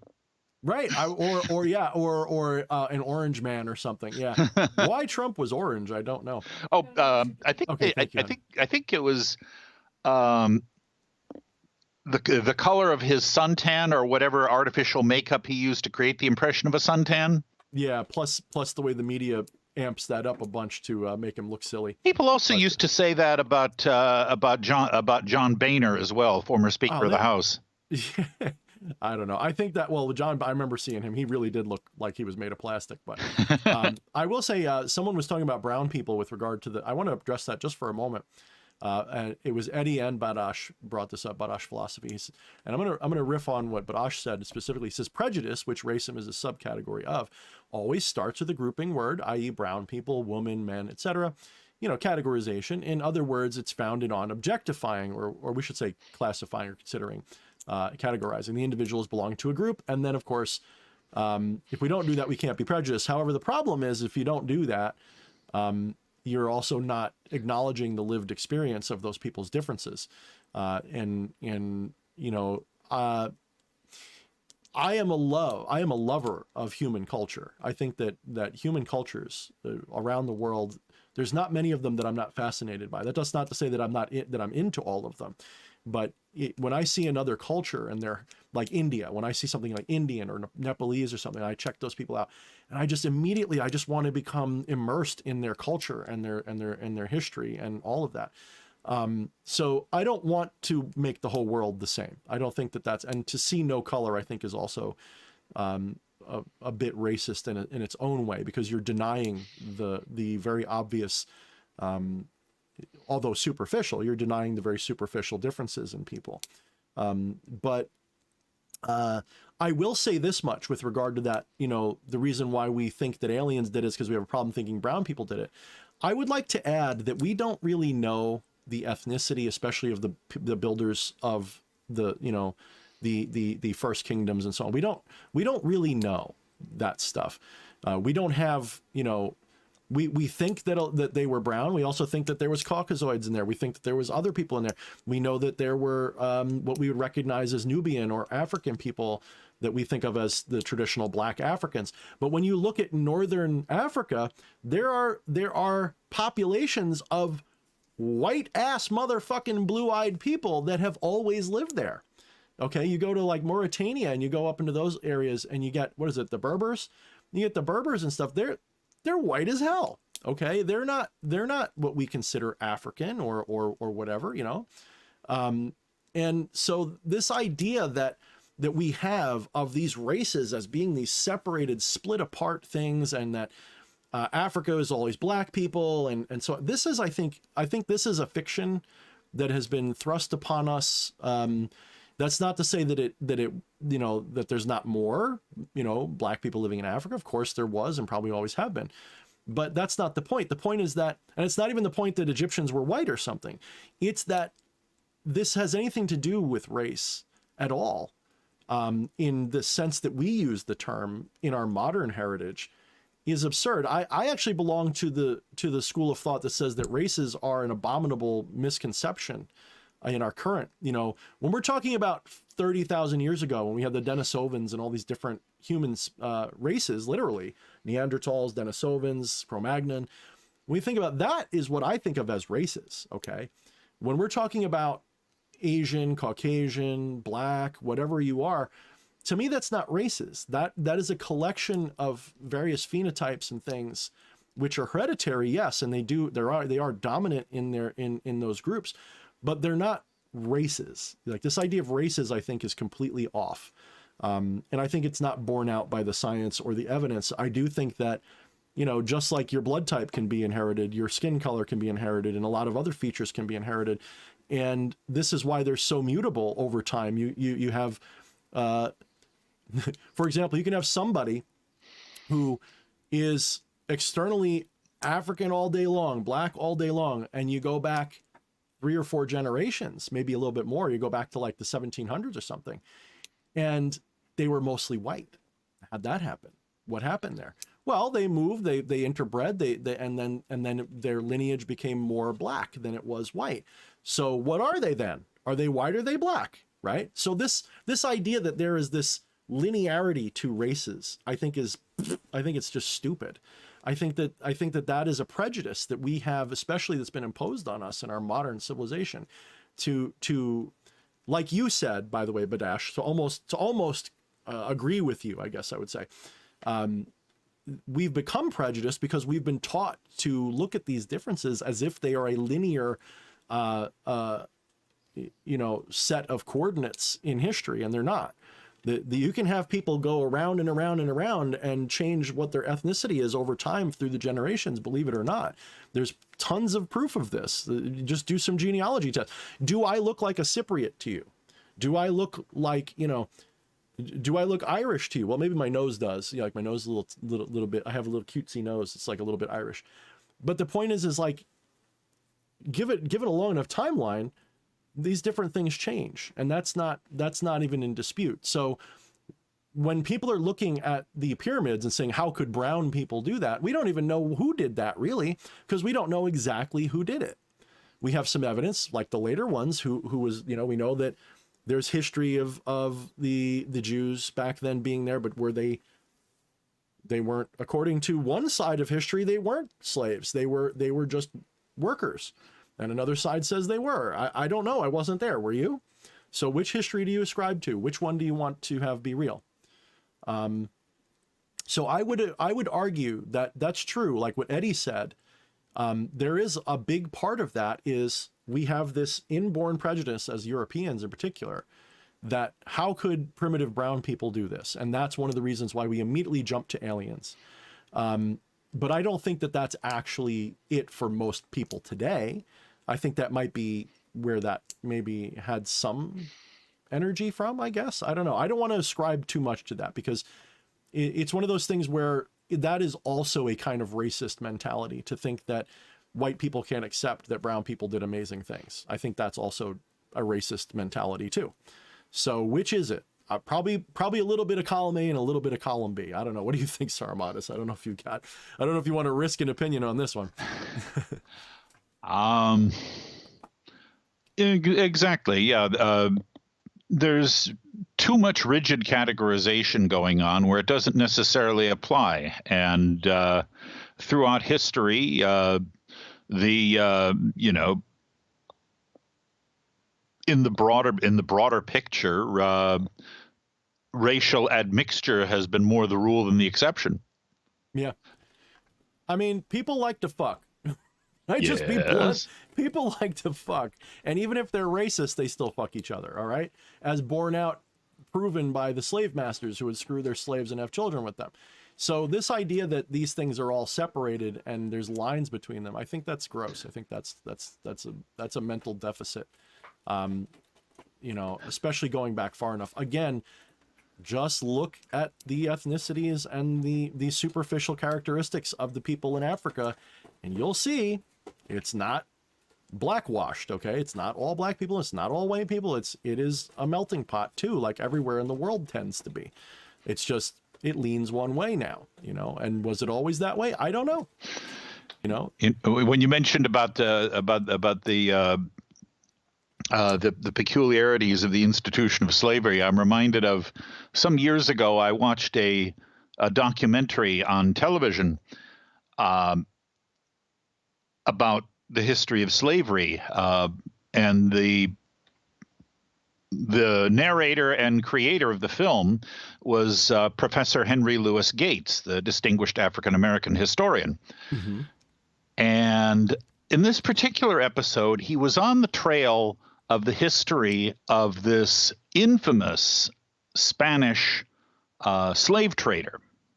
And they showed a picture of him, in typical Spanish Renaissance style garb. And Professor Gates tried to track down the subsequent history of this man's family and found out that he had a single surviving ancestor living in his original villa in Spain. Mm-hmm. And so he goes to visit this lady.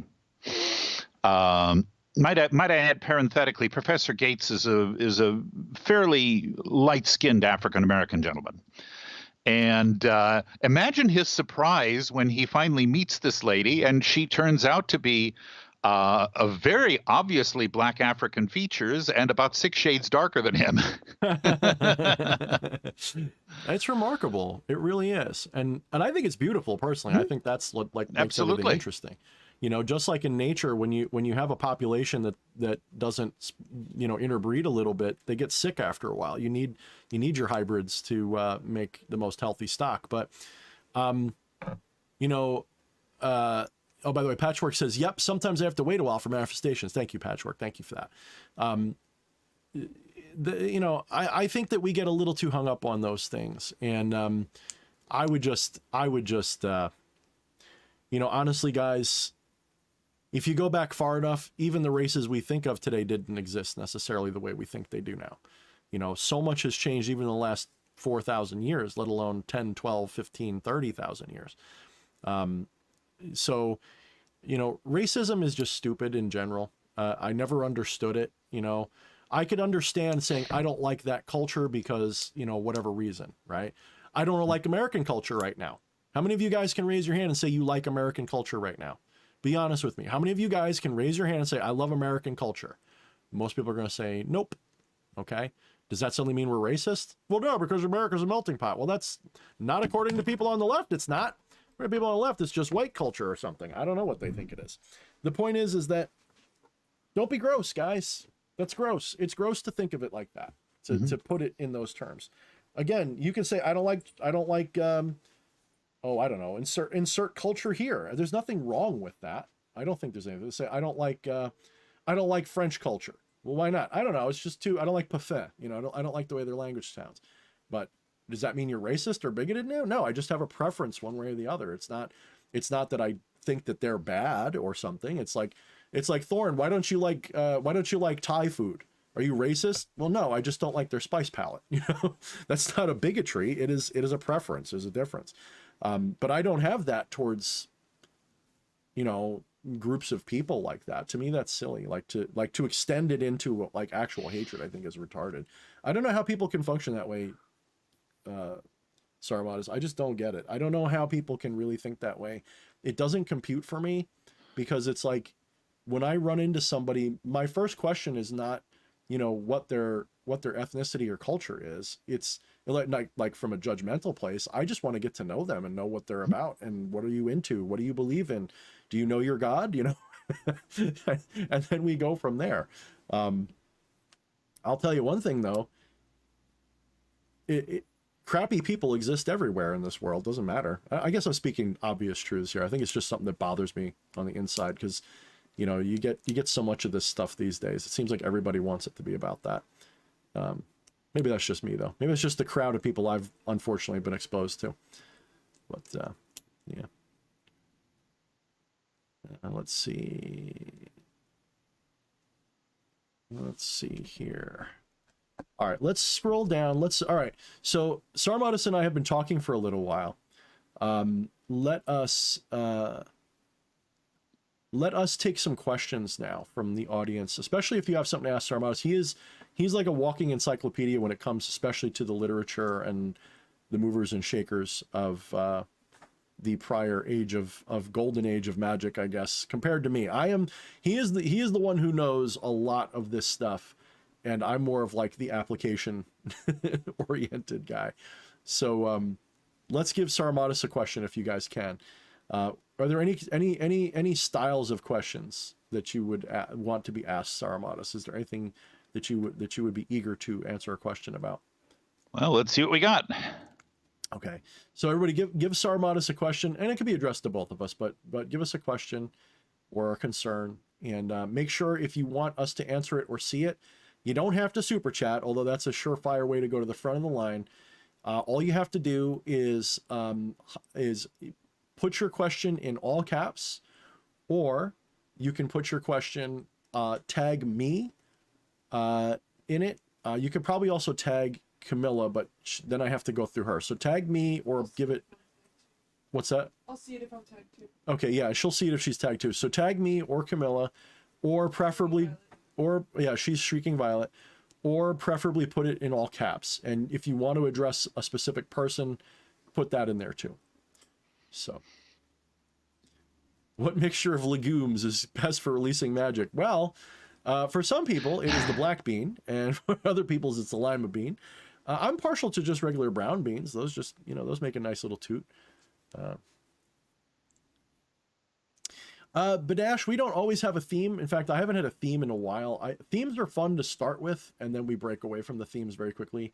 Sarmatis had asked to start talking about I Ching, and then I guess we kind of, because neither of us are like a grandmaster of that, so I think we both discussed our thoughts on it and moved along. And we started talking about Atlantis, and we started talking about, I did my non-dual thing, but yeah. And some good excursions into the philosophy of consciousness as well. Yeah, that's where magic is at. I think that if you ignore consciousness, that's your peril. If you're a magician and if your focus is not on reaching the divine state of realization of what you are, you're having fun, and I'm not judging you, but that is not the high magic. That is not the true. That is you're playing with the toys, you're not learning how they work. And it's actually really easy to learn how they work, especially when you've confronted your true nature. When you have fully transcended the material nonsense and you fully grasp what you are, you don't have to have a full intellectual grasp. You just have to have a Gnostic grasp. You just have to have an awareness, a realization of it. From that point forward, the whole thing, it's like a tectonic shift, and all of it suddenly, when you read the writings of almost any occultist, it makes total sense. The ones who get it, like you can read Crowley and go, yep, he got it. He had a non-dual experience. He realized what he was. I don't agree with everything he interpreted from it, but he certainly got it. You can see why Golden Dawn does what they do. You can see why, all these different traditions do what they do to get you to that same place. And it suddenly makes a world of sense.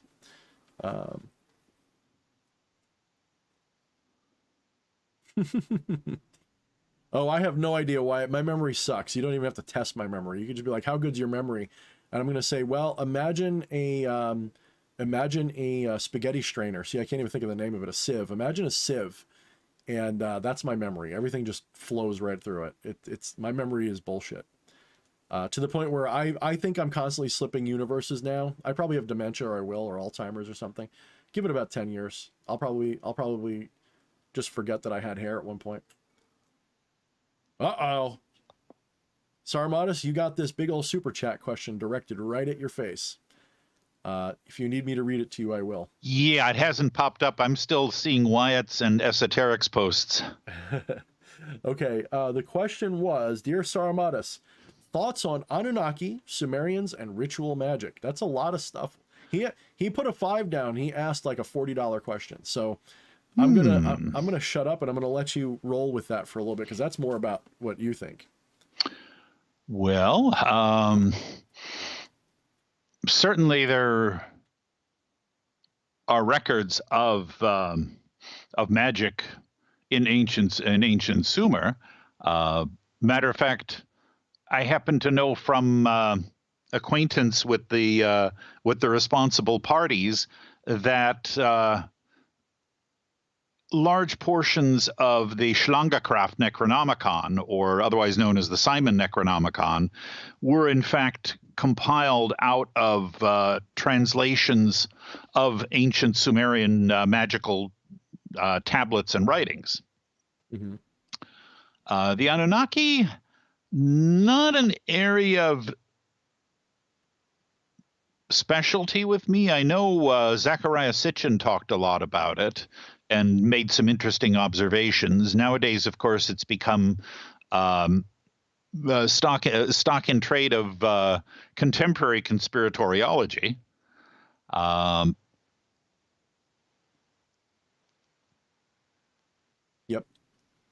I'm still here in case you you suddenly froze and got quiet. I don't know if you're still there. Oh, good. You're still there. Just pondering. I'm trying to remember. He's pondering his orb, everybody. He's pondering his orb. trying to remember exactly what Sitchin had to say about it. If he was the one who originated the idea that the Anunnaki created human beings by some sort of genetic engineering, or was that a later speculation? Mm-hmm. I mean, my thoughts on that stuff is that if you look, the Anunnaki is echoed in all these different cultures. So different, like in other words, the Proto-Indo-Europeans are talking about a very similar thing. The Indians have a very similar thing with the rishis. That these things just keep. And why is there always the same number 7? Why is it always 7? You know, sages, 7 wise men, 7 fishmen, 7 this, 7 that. It's always 7, right? It's always seven prophets. And that's not just in Western history. We're talking the 7 sisters, for example. Why is this myth over and over? There's differences, but why is it always the same? And this tells you that there must be something in our collective conscious, our racial memory as human beings, that that is being carried forward, and it keeps being seeded back into us again and again and again. Even in apocryphal Hebraic mythology, you have stories about beings like the Grigori and the Nephilim. Exactly. Yep. And again, the number 7, and it's not just because it's the number 7, although that's one interpretation of it. It is likely that it is because there was something. Look, all myths have something that inspired them. Now, often it's symbolic, yes. But there's always something that you know, they don't just happen that way. There's always a reason for them. I see Patchwork asking, did someone say Simon Necronomicon? Indeed, I did. You riff on that for a little bit. He doesn't know your connection to all that. He'd probably want to pick your brain on it. Go ahead. Oh yes. I don't recall ever having met Simon himself in person, and I've heard various theories as to who Simon was or is. The most common theory being that that Simon is a pseudonym for Peter Levenda, although Peter Levenda himself denies it and says that he was merely acting as Simon's literary agent. Mm-hmm. Wasn't there, don't know, but I do know that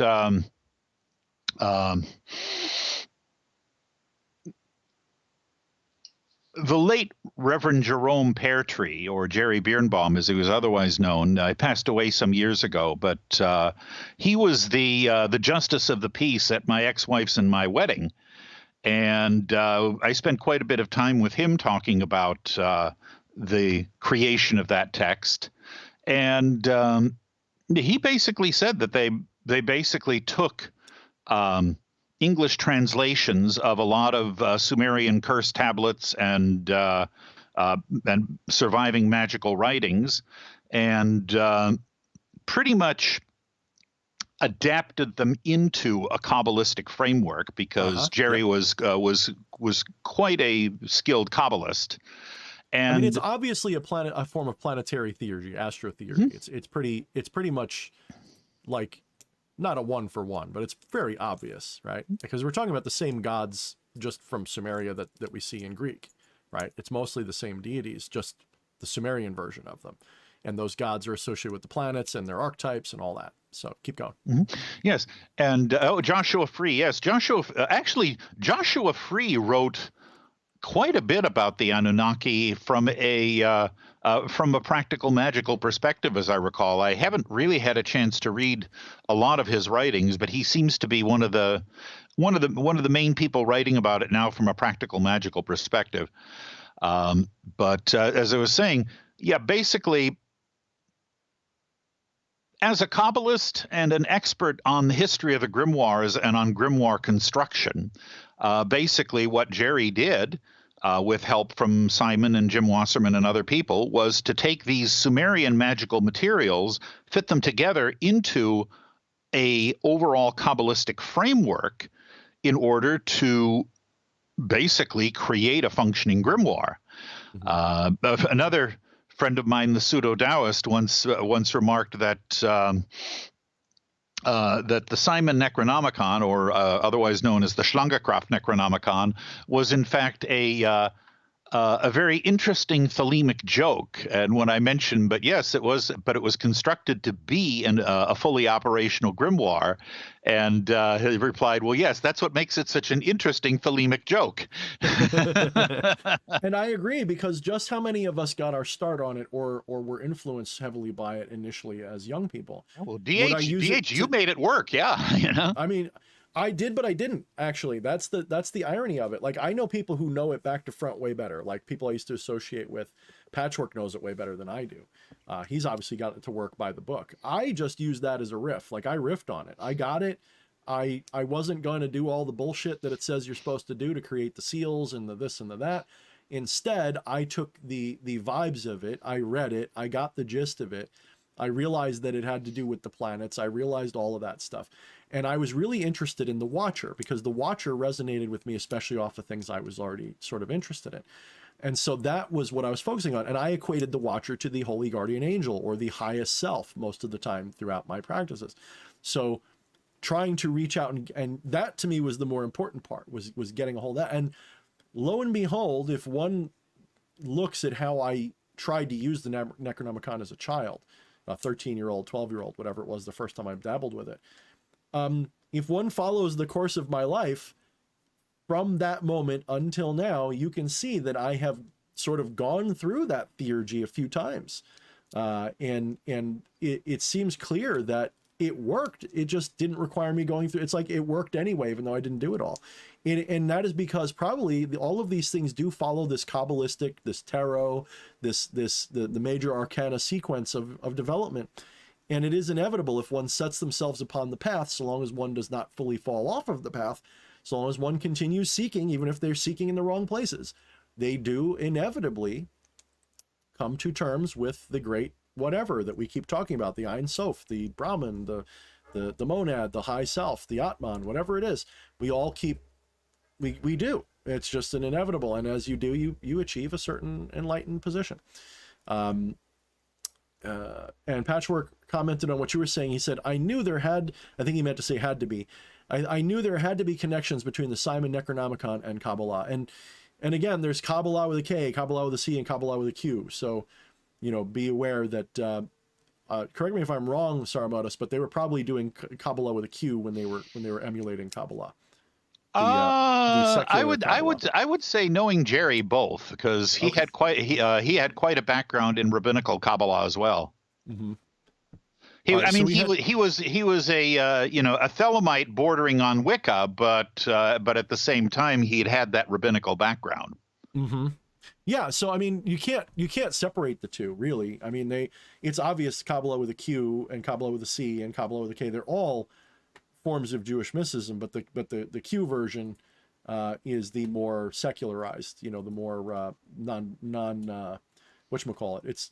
It's sort of like Neo-Advaita, right? Mm-hmm. Neo-Advaita is sort of a bastardized offshoot of Advaita Vedanta, and it's actually looked down upon by most traditional Advaitins because it completely ignores certain things and rewords things in ways they don't like. But anyway, we do have a few questions. We also have some new super chats. I got to get to them all, but I'm going to go to these older questions because they popped up way before. Okay, I'm not sure which ones they were, but I'm going to go with RPS question. Speaking of consciousness, does the guest or Thorne have any tips or hints on how to stay present or how to overcome I think they meant sinking thinking or whatever. Stinking thinking to get back to a present state.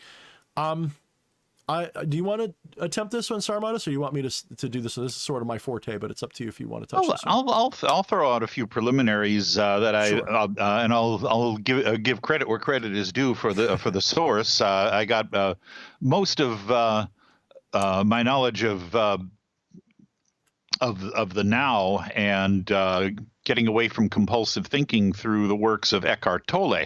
Oh, I love him. He's another good one. Although he's a little harder to listen to than Alan Watts. He's magnificent. Yeah. Yes. And one thing is, of course, being aware of the present moment. But and there are several ways that can be approached. One, he always said, allow the present moment to be as it is because it is.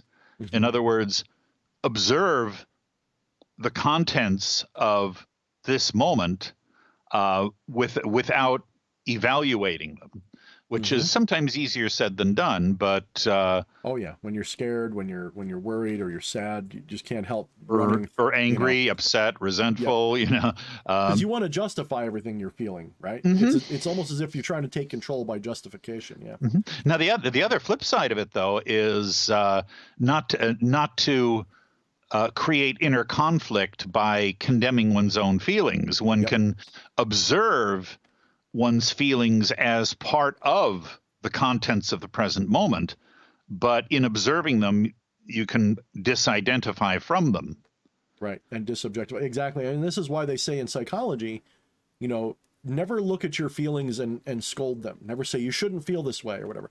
You should always embrace your feelings and like a little child, have compassion and say you have a right to feel this way, even if the circumstances are illusory.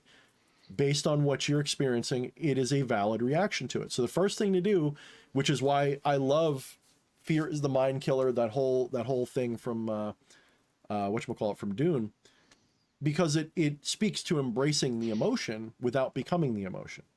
That is to say, allow that emotion to be experienced fully. All right, so keep going if you have any more sermons. The Buddhists also have a practice for that in when emotions come up, naming them and identifying them in a non-identified way, i.e., there is anger, there is fear, there is physical discomfort in the body. Sounds like the Jedi code or the Sith code, doesn't it? There is no peace, only passion. There is. Yeah. Right. I would say that if you're looking for really practical techniques, like a lot of that stuff is good, but it's also practiced enough to have them. If you're looking for a place to start, the biggest thing is you have to be aware it's happening in the first place. You have to catch yourself out of a present moment before you can bring yourself back. So there's a couple of things you can do. One is you can try to get in the habit of asking yourself, am I present right now? Just like any mnemonic device, just like any habitual activity. When you get in the habit of doing it, after a while, you don't have to remember it. It just happens. So try this. Set a timer on your phone or some other way that you can time it. Make it reasonable. Make it, make it an odd number on your timer itself. Like make it like 3 hours and 45 minutes or something. And, or something like that. And so that it goes off at randomized times during the day. But if that's too much trouble, just make it a regular occurrence. Make it every day at 10 o'clock, 3 o'clock, and 9 o'clock. Have the alarm go off and remind you to be present. This is what, by the way, I know Muslims would say, you're totally wrong, that's bullshit. That's one of the reasons why you have set times for prayer, is because it's meant to bring you back to an introspective place, not just because you're supposed. That's part of the purpose of it. Or at least that's what I think the original purpose was. It probably got corrupted over time. So so set for yourself times of the day that you can easily remember to just recenter on the moment, no matter what you're doing. It might go off in the middle of an argument you're having with a friend. Okay. Or it might go off while you're getting ready to do your taxes. Like talk about something stressful that you're thinking about the future and not present about, right? It's like taxes are designed to yank you out of the present moment. So no matter what you're doing, when this thing goes off, just take a moment, center on your breathing, and just allow everything you're experiencing in that moment to be what you're witnessing. You might have thoughts about the future, but recognize that those thoughts are happening now. The future does not exist. The past does not exist. Now is all that exists. So you're focusing on the now. Do this with some regularity, and you will develop a habit of recentering. And that's all you have to do to get the ball rolling. Once you've got the ball rolling to recenter, the techniques themselves are irrelevant. All you've got to do is just remember to do it. That alone is so powerful. So the next step is what Saramatis was talking about. That's when you start moving into these other things, the how, the nitty gritty, the nuts and bolts. How do you actually do it when you're doing it? That is a very wide area of potential study. There's a million ways you could do this. You could do it with meditation. You can do this with asking questions. You could do it like you said with the Zen thing. You say, there is anger, there is happiness, there is this and that. All of these things work really well. And probably the biggest thing I would add is don't judge yourself when you're not doing it.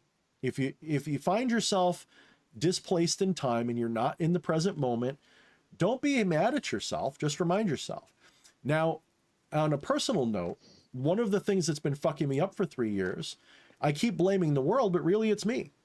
It's that, you know, if you read my Facebook post recently, I talked about how I just integrated a pretty badass shadow of mine, not integrated fully, but I became aware of it and begun the process of integration, and it's inevitable now. And that is where I realized that the source of all of my anxiety, pain, and problems over the last couple of years isn't because of what's happening with elections and world. That stuff's always going on. There's always death and crisis and problems and tyranny. And yeah, it may come here or maybe it won't. And I'm going to keep fighting it. But I'm not going to fight it by arguing with assholes on Twitter or making YouTube videos about it. I'm a small fry. I'm not going to change the world with my arguments about this very much. You know, I'm not saying I won't talk about it anymore, but I can't waste all of my energy fighting against this thing that I am not in a position to fight. All I can do is lend my support to those things that I agree with. And some of those people I don't always agree with. You know, there's a lot of things I don't. So I was wasting 3 years worth of my precious loosh, shall we say, on these things. And the main impetus for that was a habitual anxiety or habitual depression that was formed out of these dopamine fueled, you know, social media things. And so once I started to realize what my problem was, social media, letting the dopamine get to me, letting the drama and toxicity of the community, both occult and political, when I realized I was letting that stuff get to me, it was at that point, it is only a matter of time before I finally identify why. And I realized that what it is that while I'm sitting here arguing with people, I'm not present. I'm worrying about other people. I'm worrying about the future. I'm worrying about the past. I'm worrying about what's going to happen or what already happened. And you don't need to worry about it. See, so I would use the argument, I need to be informed. So I would go to the websites that would inform me, but of course they also inflame me. And so I can't just practice avoidance because that's not healthy. You're not doing something better by ignoring it. You need to get to a point where you can experience it and not be dragged under with it. So what I started doing was I started becoming mindful again. When I'm on Twitter, which I cannot stand Twitter right now, I'm about ready to delete my fucking profile on there. Fuck that place. You know, for a minute it was better when Elon took over, but now it's like, it's the same shit. It's just toxic shit. Even when it's our side or the good people or whatever side you're on, it's winning the fucking culture war. Twitter sucks because it's designed to be as toxic as possible. So I'm avoiding it lately, and I'm glad I am. But I started catching myself because I would be using it at first to just get a clue about something that's present and ongoing. And I find myself arguing with people that I knew were bots and shills and trolls. In other words, people I'm never going to reach. Like, I'm never going to change the mind of some dude in China in a bot farm that's just copy pasting troll comments. I'm not going to change their mind. Why am I arguing with them? So once I started realizing I was doing that, it was only a matter of time before, while I'm doing that, a little voice would chirp in and say, hey, you know, you're being obsessive again. Okay, 5 more minutes, you know, and you start very gentle and kind of very, very forgiving of yourself. Say, yeah, okay, 5 more minutes. And then I would find ways to reinforce the negative side of it a little bit. So one of the techniques that I used for quitting smoking that kind of helped was I had a rubber band on my wrist. And whenever I would go to smoke a cigarette, as soon as I started lighting up, I would slap that rubber band on my wrist as hard as I could a whole bunch of times till it hurt. And then I'd light up. And that got me to associate a negative with that experience. And so it stopped being so pleasurable. And that alone made a massive impact. And it's probably one of the reasons I ended up quitting. And for the same reason, I started just looking at these moments and just going, I hate the trad cons. I hate the woke. I hate this. These people are, hey, these people think I'm a Satanist. Fuck them. And I just found reasons to just not like it. Like I instead of accepting or tolerating the things I didn't agree with, I started getting prickly about them. And over time, I'm not saying you should do that with everything, by the way, it was just a technique I used. And over time, I started developing this aversion to it again. And that broke the spell, and I was able to become, and every time I caught myself, I would return to my present state. I go, why are you arguing with these people? Oh yeah. Why aren't you present? Oh yeah. And as I did that, I got better and better. And then, I don't know, about a week or so ago, I had that the beginning of the breakthrough, and this week has just been great, and it's been just a weight off my mind to just not deal with it. So I'm going to end that there. Bedash Philosophy had another question. He says, okay, well, I wonder if either of you have a favorite activity, ritual, diet, etc. that seems to bring you personally more into connection with whatever seems most high for you, or anything that might be helpful. Sarmatis, you want to attempt that one first? Do you have anything you'd recommend? Well, actually, probably first and foremost, the techniques that I was speaking about just a little while ago. Okay, and that has to do with all your magic. That's like what brings you closer to consciousness and connection to the infinite. Yeah, I could see that. I think for me, I don't think I'm not very mechanistic in my mentality. I don't do things like practices, although I talk about them that way. Partially because for me, it was never something that I have to do on purpose. When I realized the higher nature of the self, when I realized the non-dual, the divine self, the infinite, the monad, the Brahman, when I realized that totality in that instantaneous moment that it happened, I wasn't trying to do it on purpose. Like, there was no path there. I was literally just enjoying myself listening to Alan Watts lectures. I didn't know what Alan Watts was teaching. I didn't care.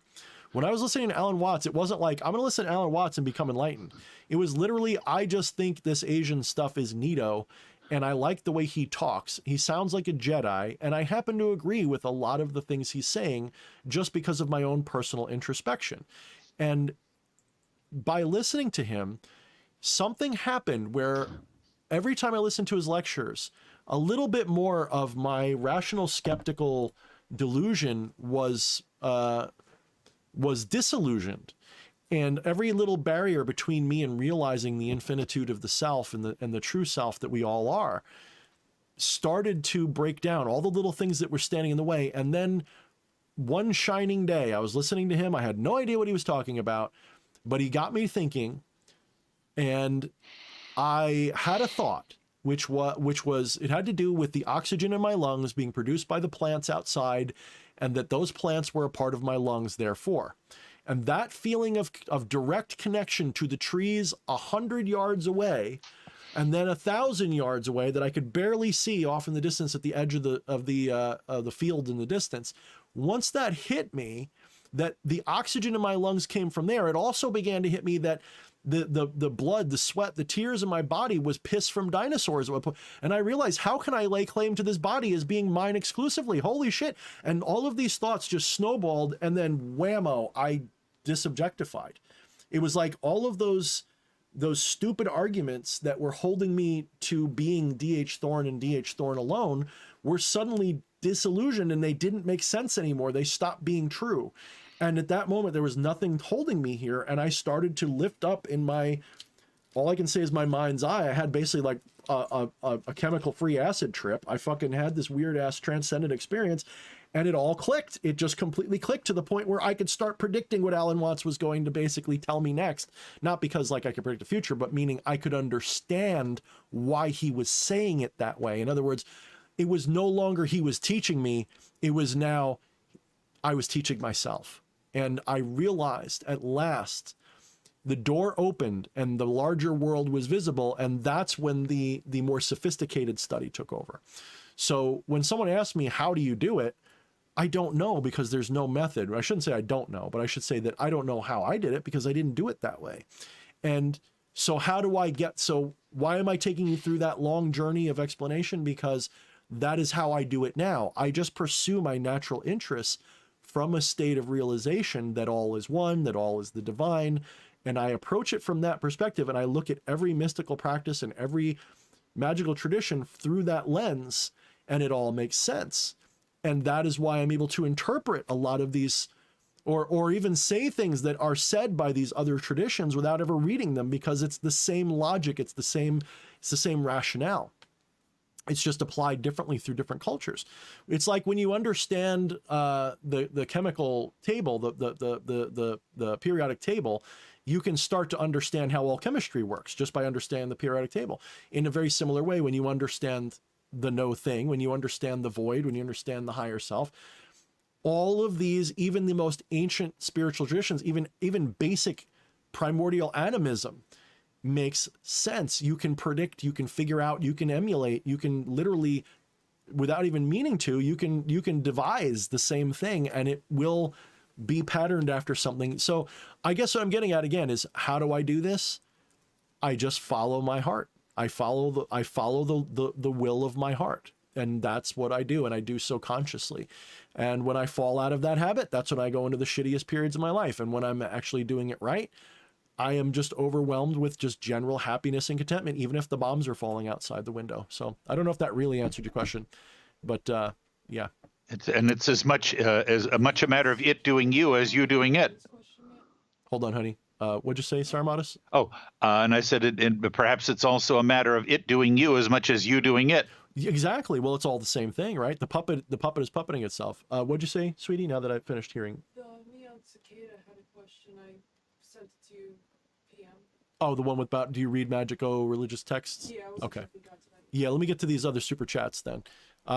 Patrick said, I knew there had to be a connection between Simon Necronomicon and Kabbalah. Yeah, of course. I mean, it's pretty obvious. You know, you don't have to, you know, it is pretty obvious. Your hunch was correct, is what I'm saying. It's pretty obvious. Very good. Very good catch. Because that was one of the things that I noticed when I was a kid, and my friend was all into Kabbalah, especially the secular version, the Golden Dawn type stuff. And I was still playing with the Necronomicon, and I'm like, okay, there's a lot of, why are we using similar tools? Why are there similar concepts? It's different, but why?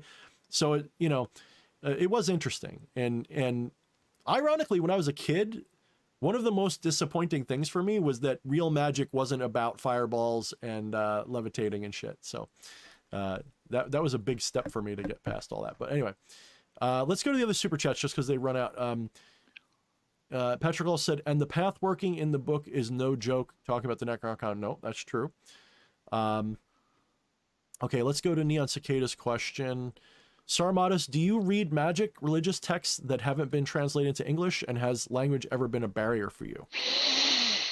I mean, you're not bilingual, are you? Or I think you speak a little Spanish, if I remember correctly. I don't remember. You have to refresh me. I have a little bit of speaking knowledge of Spanish, and I did score straight A's in French in high school, although that was more reading knowledge. Well, it was speaking knowledge as well. That helped me a lot with writers like Eliphas Levi and Papou. Other languages, obviously, you know, I have to rely more on Google Translate. Yeah. You know what really stinks is there's a lot of older grimoire, and there's a lot of things that I wish were more directly translated or good. I mean, you know, when you read, for example, Plotinus or something, you know, that wasn't in English, guys. That's translated, and a lot is lost in translation. Same thing with Plato. When you read these things and they use those words that they used, again, going back to the Atlantis question, Plato used a word that we translate to mean island, but it didn't mean specifically just island. It could represent a bunch of different things, because they didn't have the concept of geography that we have today. They had a completely different idea of what geography was. Yes, of course they knew what an island was. It wasn't that they didn't. It was just that they had words that could mean multiple things. You know, just like the word elevation can mean flying, or it can mean a mountaintop or something to us. So we could say the city was on an elevation. And so someone might assume that that means it was at the top of a mountain, but it might have just been on a hill, or it might have just been, you know, something like that. It doesn't have to be an island or a continent. It could be something else. Now, I would also remind you that from the direction of the Egyptians, or I should say not the Egyptians, the Greeks, Africa was kind of another continent, wasn't it? Hello. So when we say that the Eye of the Sahara might have been the capital where Atlantis was, this doesn't mean that it had to be separated off the shore of Africa. It could have been in Africa. They're talking about a vast empire stretching around the world. Africa's pretty fucking big. That would stretch pretty big. It would be a pretty big empire. And Egypt, and you could also point out, what was it, the Chaldeans, I guess, could have, I think that was the last little stronghold of Atlantis in the Mediterranean or whatever, that you could also say, like, Egypt was once a colony of Atlantis, so was all these other, it's all very likely impossible. We don't know. We probably never will know. My focus when it comes to Atlantis is, did it exist? Yes, I'm convinced it did. where roughly was it? I'm pretty sure the Eye of Africa, and probably the Azores too, and probably the west coast of Africa, and probably the east coast of South America was all probably part of this great big, and maybe there was a more robust island chain, because sea levels did rise 400 feet. The Azores were once above water. Maybe there was, some little islands or something out there that were part of it. Absolutely. I don't have a doubt of that. It's just, I think if you look at the Eye of the Sahara and then compare that to Plato's account, to say that that wasn't Atlantis to me is a bigger stretch than saying it was. And that's a pretty big stretch already. So, yeah. All right, let's move on to questions, unless you want to add to that, Saramatis. Oh, just on the subject of Atlantis, did want to mention there was a German writer by the name of Jürgen Spanot who wrote several books propounding the theory that Atlantis was actually originally a place to the far north. And I've heard Antarctica as well. When I was younger, I had actually said that it might have been in Antarctica as part of my intuitive little readings, but yeah, I didn't know for sure. Yeah, there's so much that's lost. There was even an Atlantis in the Pacific. Apparently, there's what was it? Not Bimini. What was it? Lemuria? No, or maybe Mu? there was. Maybe that might be what I'm thinking of. No, it's also where the steps, those stone steps underwater are, that everyone's like, what the hell was this? There's so much, guys, there's so much lost that we don't know, that we'll never know. But if we can just get let's put it this way, if we can get the Atlantis piece back, even just to say we're pretty sure it existed now, that alone would drive so much future study that it's inevitable that we would come to more conclusions that we don't have now. Like, it would be such a huge deal. And it would basically just say, hey, look, this idea that humanity started being civilized, 4,000, 6,000 BC, or even 10,000, that's absurd. We've probably been civilized for 20, 30, 40,000 years. And I do ascribe to the aquatic ape idea that maybe there was 2 or 3 human lineages, and that the ones that we are today are a hybrid species. That is very likely. You also had people saying that we're aliens and stuff. Yeah, maybe, I don't know. I don't think so, but there is a definite possibility that the humans that we see today as being modern humans are absolutely only recent. They're only like 30, 40,000 years old. Anatomically accurate humans are millions of years old, yes, but humans with what we recognize as modern humans 30, 40,000 years ago is what appeared, and it happened suddenly. We didn't go from, okay, we have rocks that we bang together, to rocks that become spears, to rocks that become bows and arrows, and we see this progression. It's sort of like the way it happened to us in the last 100 years. We had nothing, and then all of a sudden, out of nowhere, everybody around the world is suddenly using bows and arrows and pottery and all kinds of weird shit, that it's like, why did they all start doing this in roughly the same amount of time? It just appears. It doesn't slowly form and spread around like we imagine our culture does. No, it just, bam, people all over the world were doing the same things. Interesting. Very interesting. I don't know if you had another thing to add to that, sir. I hear you preparing. Oh, yeah, just musing that perhaps a time may come when the idea that civilization as we have it in recorded history is the only civilization that has ever existed on this planet will be regarded with about as absurd as the idea that the entire universe is only 6,000 years old. Right? Or that it's only this solar system or only this galaxy. I mean, guys, it's only been it hasn't even been 100 years since we realized there were more galaxies than ours. When we look up at the sky and we go, wow, that's so huge. Look at all those galaxies that must be out there. That's not what people thought less than 100 years ago. Scientists didn't even know that there was more than one galaxy. They called them nebulae. They thought they were just things like that were part of our galaxy that were just hard to see.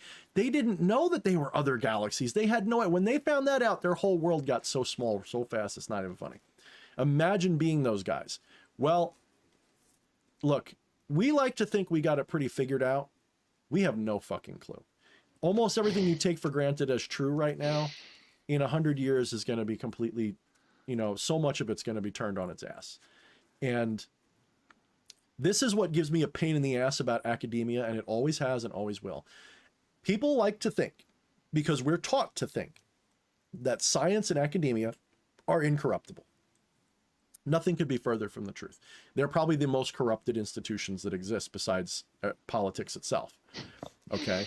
The idea that academia is in the business of truth is like thinking that CNN is in the business of truth, or that Coca-Cola is in the interest of making healthy drinks.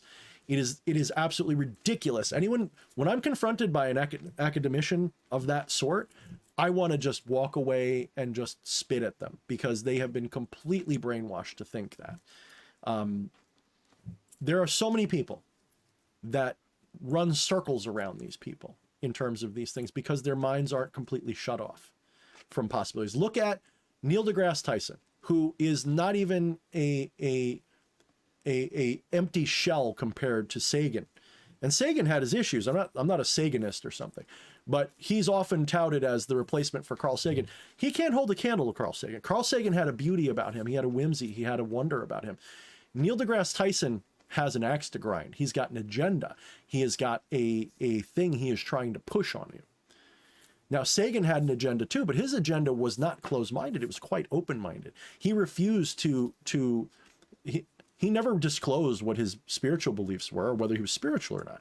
Yes, he decried religion, but most smart people do. Religion is always an easy target, because religion's mostly nonsense. But that doesn't mean you can't be spiritual or have very deep thoughts. And if you read what he said, specifically, he had one line above all others that really betrayed what I think his real deep, whether he was intentionally this way or not, maybe he just arrived at it based on his own intellect. He had one saying that, above all, is probably the most poetic and eloquent way to say a non-dual statement ever. He said, "We are a way for the cosmos to know itself. We are stardust. We are a way for the cosmos to know itself." That one line betrays an entire philosophy of metaphysics that is incredibly sophisticated. To even arrive at that thought, you have to have the inner machinations of a mystic. You cannot come up with that thought based solely on a materialistic frame, because materialism is the cult of bumping particles. They don't believe in anything like that whatsoever. So think of it that way. Neil deGrasse Tyson would be the first to tell you you're just a fucking robot in a meat suit.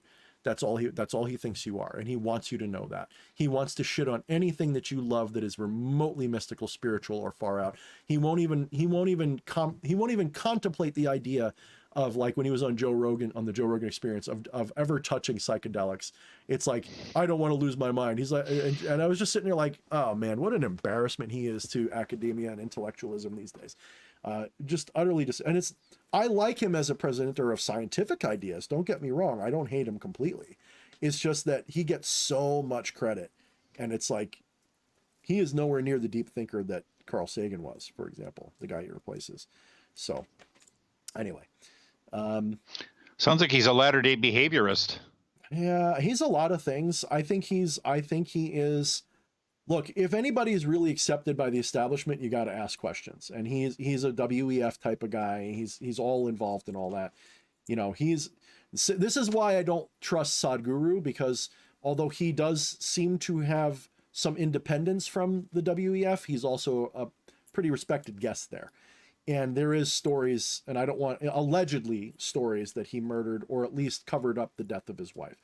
So I don't trust him at all. And never once have I sat there and listened to his lectures and gotten the deep mysteries out of it. It's always practical, mundane information that he prescribes. Not that he's wrong about everything or anything like that, or he might be an innocent saint for all I know, but I don't trust him really at all.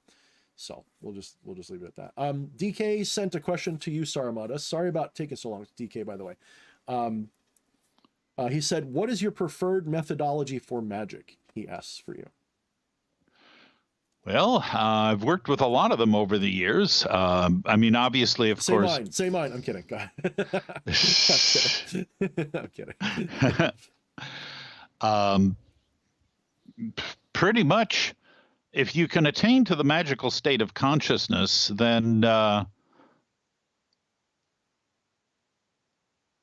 everything else is basically the art inspired by it. Ooh, yes. That's a very key point, by the way. Keep going. Whether we're talking sigils, whether we're talking tarot magic, whether we're talking ceremonial magic, root work, conjure, hoodoo, pretty much they're all the, you know, the tools, the paintbrushes, the chisels and such, whereby the art is practiced. We can simplify. I have a way of describing it, especially if I ever release all this new stuff and make an order and all this stuff. It is the attainment of a state which I call the hand of God or avatar state, where you are in ritual conscious of your divinity in that transcendent way and conducting the ritual in that invoked state, we shall say, so that all of your actions are intuitively perfect. Yeah, you might fumble and screw up, but you're intuitively on the mark, artistically speaking. You know, like when you're in the zone, you're in the vibe, you're driving down the road and the music's playing right and you're taking the twisties and it feels great and it's just happening and you're just part of it and it's just perfectly natural and intuitive. Getting into that zone state in ritual is more important than anything else you might do in ritual. People make a big to-do about, oh, I got to get the correspondences right, and oh, I got to get this and that right. Those things are important because if you get them wrong, it yanks you out of that state. But I got news for you. If you don't know your correspondences, you kind of can't screw it up. It's almost a double-edged sword to have these correspondences well known, because you can spend so much time, well, I don't have a drop of dove's blood or something, I can't do the thing. No, that's not the point. The point is not the substance. The point is that the substance points to the truth, and the truth is only knowable in that Gnostic state. We call it the Gnostic state, really. So when you practice magic, you know, your preferred methodology should be to enter that Gnostic state, whatever your version of that is, and then do the art. Now, I think that's kind of what you're saying, right, Sarmodus? That's kind of like what you're aiming at anyway. Very much so. Yeah. And it doesn't necessarily require all of the, you know, all of the impedimenta that you know, some ceremonialists think one needs. In the West Indies, they'll make magic with you know, pieces of cardboard and paper bag, you know, little stubs of candles that they use over and over again, and whatever is at hand. In witchcraft traditions, sometimes magic is made out of whatever you have in the kitchen. Yeah. In fact, very often that is exactly what it is. Yep. Or in the herb garden. Yep. And let's be clear, like, so maybe that's the methodology's questioning. I would say the methodology is hitting that consciousness state, and the art is what you, like you said, how you prosecute it from there. And that leads, let's reframe the question then, Sarmodus. What is the art styles you prefer? What do you prefer? The more, you know, the more high ceremonial style? Do you prefer more of the, you know, maybe the root work and conjure method, you know, the folk style? Do you prefer more of a meditative style? What is your personal preference? Well, meditation is how you get into the state of consciousness where power resides. Other than that, I've done a lot of, you know, root work and conjure type work over the years, because that was what I was originally trained in Washington, D.C. Since my living circumstances changed over the past couple of years, I've had to opt for a much more minimalist approach, working with specifically the tarot and sometimes the I Ching. Using divinatory tools as also magical tools, because well, the tarot is wonderful for that. I mean, more so even I like the runes, but a lot of the whole meaning we ascribe to the runes is more of a modern convention in a lot of ways, according to this one guy that I watch, that is an academic guy, of course, but he likes the magical content too. So even though he's not a magician, he's very into that. And he's very clear that the whole idea that the runes have specific meanings like the tarot does is more of a modern convention that's been sort of imposed on it. But they did use it for magic spells. Let us be very clear. There's no question that bind runes exist and did for a long time, and that they would write down spells using runes. So it's not that runes weren't magical.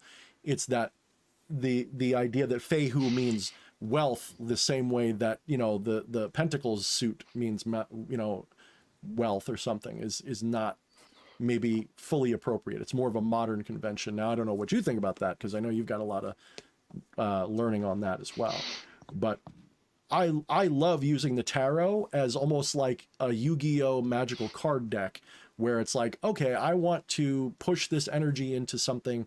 I'm going to use the Lover's card because I want to maybe, you know, boost a little bit of passion in my life or something. I want to have that law of attraction really land. So I'm going to bring out that Lover's card. I'm going to charge that shit and I'm going to send it out using that. So what's your take on all that, Sir Modest? Exactly. And on the runes, well, it is true that much of the original lore of the runes, you know, was lost. And what we have now are mostly reconstructions, not just completely modern ones. You know, for instance, there was the work of Boreas in Scandinavia in the late Middle Ages, and his ideas about the Adalruna. Mm-hmm. The major breakthrough with the runes came with Meister Guido von List in the early 20th century, and he basically re-won the runes in a dream state and came up with what we now know as the Arman and Futhorc. Mm-hmm. Now, Edred Thorson, who's one of the more important modern runologists, was originally an Armanist himself, but later on basically used the same methodology to re-win the Elder Futhark, you know, arriving at magical intuitions of the runes' meanings. Were they the same as were used in ancient times? As a professor of Germanic languages, Thorson certainly was able to offer some pretty good evidence that they might well have been, but fundamentally it was first and foremost a magical act of re-winning the runes. Mm-hmm. And that doesn't mean that it's not right to do. Okay. Mm-hmm. Things change, and people have this idea that history is static until we get it, and then it gets changed. No, things changed in history too. What words mean change every generation. Things change a lot. So there is, when we say like there's a traditional way to do these things, I argue that yes, there's traditions and they may last a long time, but even traditions change over short periods, even in a very so like in Japan, a culture very steeped in tradition. Okay, but even the most ancient traditions evolve. Mm-hmm. Like you still have the tea ceremony, but how much of it changed or how much of it is exactly the same as it was? Well, modern conventions mean things have to change a little bit. They don't use the same techniques for everything. They try, and that's what makes it special.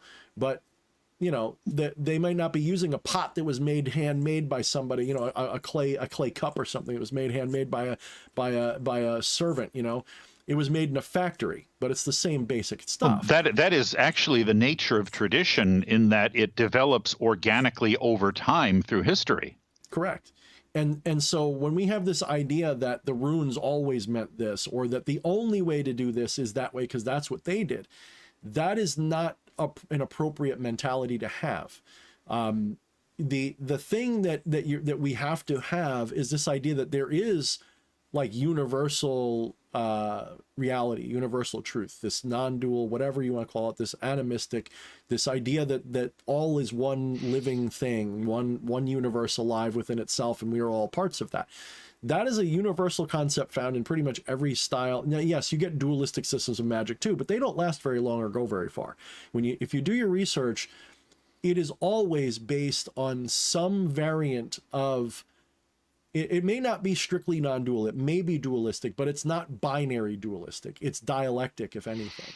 So it's not saying that there's a bunch of separate stuff banging together, making reality like the materialist says. There is always this concept of there is a higher source of everything, and it's all that source is doing, and that source is it. That's the idea of monotheistic religion, is it gets rid of all these deities and recognizes the one behind it all. But it does it in a deified way, and that's what ruins it. That's why I'm not into monotheism.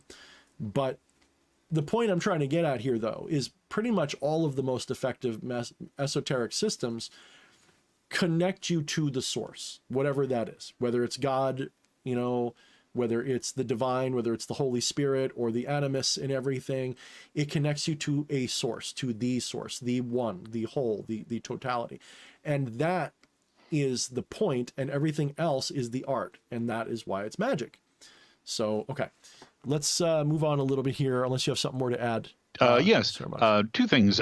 Yeah, the main problem with exoteric monotheisms is that they place the source, they externalize the source. Yes, Place the source outside. And they egoize it. They egoize it and externalize it. Absolutely, they make correct. it into the big ego in the sky, right? Yes, and that big ego in the sky helps reify the ego in the self. In other words, the reason that we externalize our God is so that we can internalize ourselves, so that we feel more real. Mm-hmm. The moment that you say God is in me, or that I am God, and the Bible tries to tell you that, but that part is often, you know, when you go to church, they might say God's in all of us, but they really downplay that compared to, say, a non-dual tradition that says everything is God expressing itself. They want you to believe you're an inferior being to God, and they want you to put yourself in a submissive place to it, and they externalize it that way, because guess what? Then they become the intermediary to that God, and they can control you. And mystics in the Middle Ages who realized God consciousness and spoke about it too freely, such as Meister Eckhart and Sister Catherine, often found themselves in hot water with the authorities.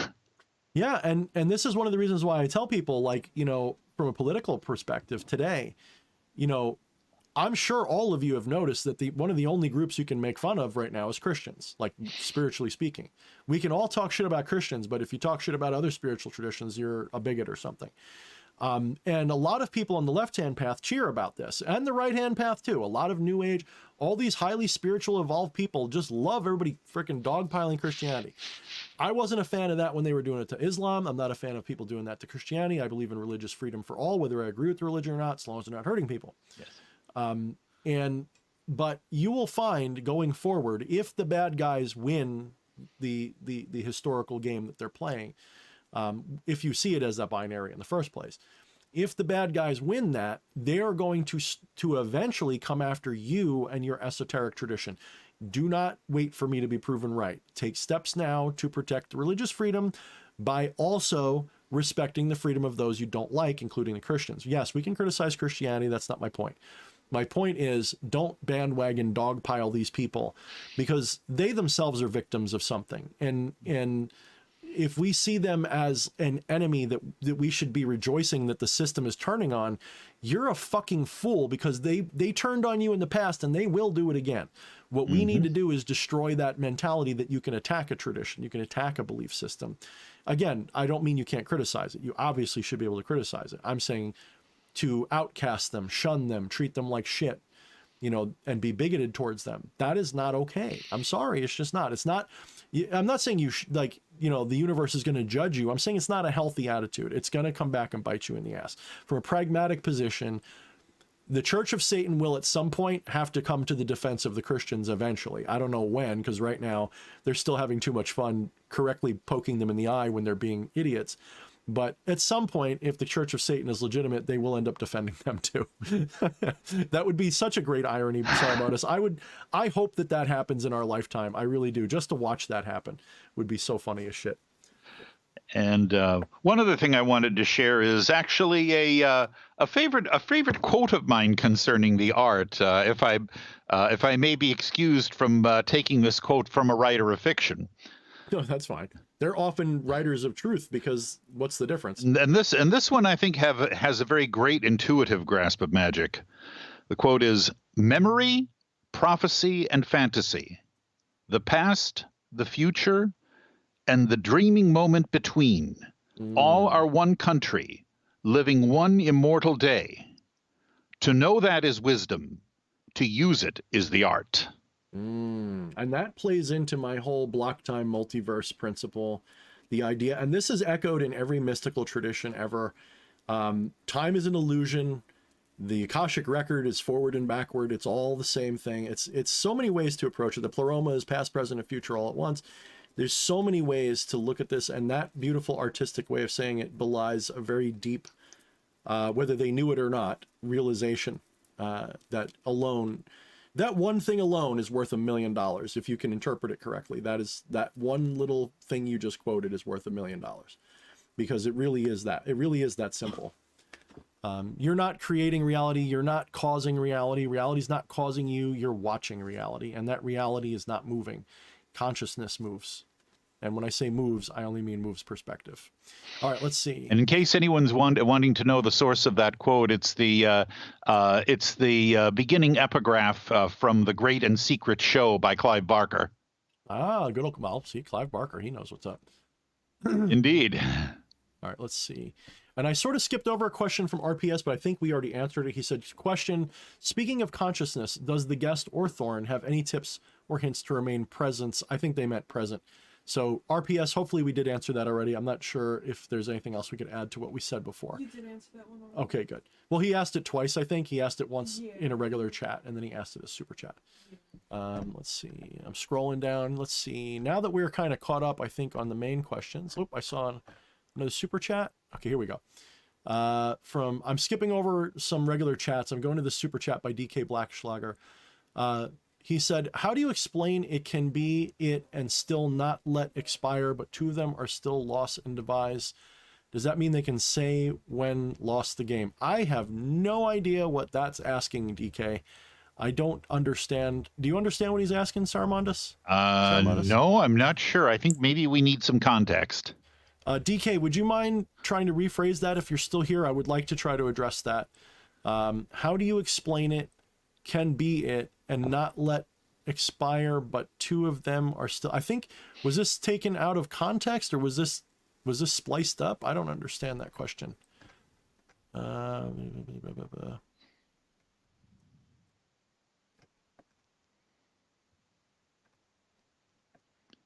That's right, Alpha. Just think what happened to Lucy. We're finding out some shit, ain't we? Question, what's your thoughts on the G in Masonry? It's the number 7. Actually, everything in Masonry has like 12 different layers of meaning. So if I say it's 7, that's only like maybe like 2 or 3 layers in. There's probably like 12 more layers to go. But it doesn't mean, yes, it can refer to Genesis, the 7 days. It's all about 7, though. It has to do with 7, the numerological meaning of 7. It has everything to do with 7. That's a major. I don't know what you're laughing about. DK just commented on his earlier question. It's gibberish. I'm just messing with you. I like DK. DK's a cool guy. You should see what he's like. He chimes in on my Facebook stuff too. He always makes some cool comments. Let's see. All right. High versus low magic, Julian Sulin says. I'm not sure if that's a question or a comment, but from a matter of terminology, I use high magic to represent, for the most part, theurgy or ceremonial magic. So in other words, magic that involves some form of theurgy, that is to reach the divine and recognize it as the self. And very often that is either done through like transcendental meditation or high ritual magic. Now, low magic I treat as sorcery, and I know that's probably not what the official description is. Low magic is thaumaturgy. So high magic is theurgy, meaning you are aiming high, you're trying to unify with the whole, and low magic is applying that to experience something miraculous in reality. So to me, high magic would be doing things to recognize the higher self, integrate that and become it, or whatever. Whereas low magic is using that to achieve mundane ends. So low magic would be doing jar spells and shit like that. There's a lot of overlap because if you're doing it right, they are both functioning on a similar level. But so, yeah. I don't know if you want to add to that, Saramodus, on your own take on that question. Just also that to kind of amplify on that, in some of the later grimoires, you see certain operations referred to as the experiment of invisibility or venereal experiments, i.e. love spells. Mm-hmm. And Stephen Flowers pointed out in his book on Hermetic magic that you had, in the Hermetic tradition, you had things like the Pymander and the Corpus Hermeticum, which were viewed as philosophical and initiatic, and then you had the magical papyri, which were results magic. Mm-hmm. But he was the one who pointed out that they were actually a unified system, and that through practicing results magic, you gain experience of the unseen ways in which the universe works, and these experiences themselves broaden your understanding and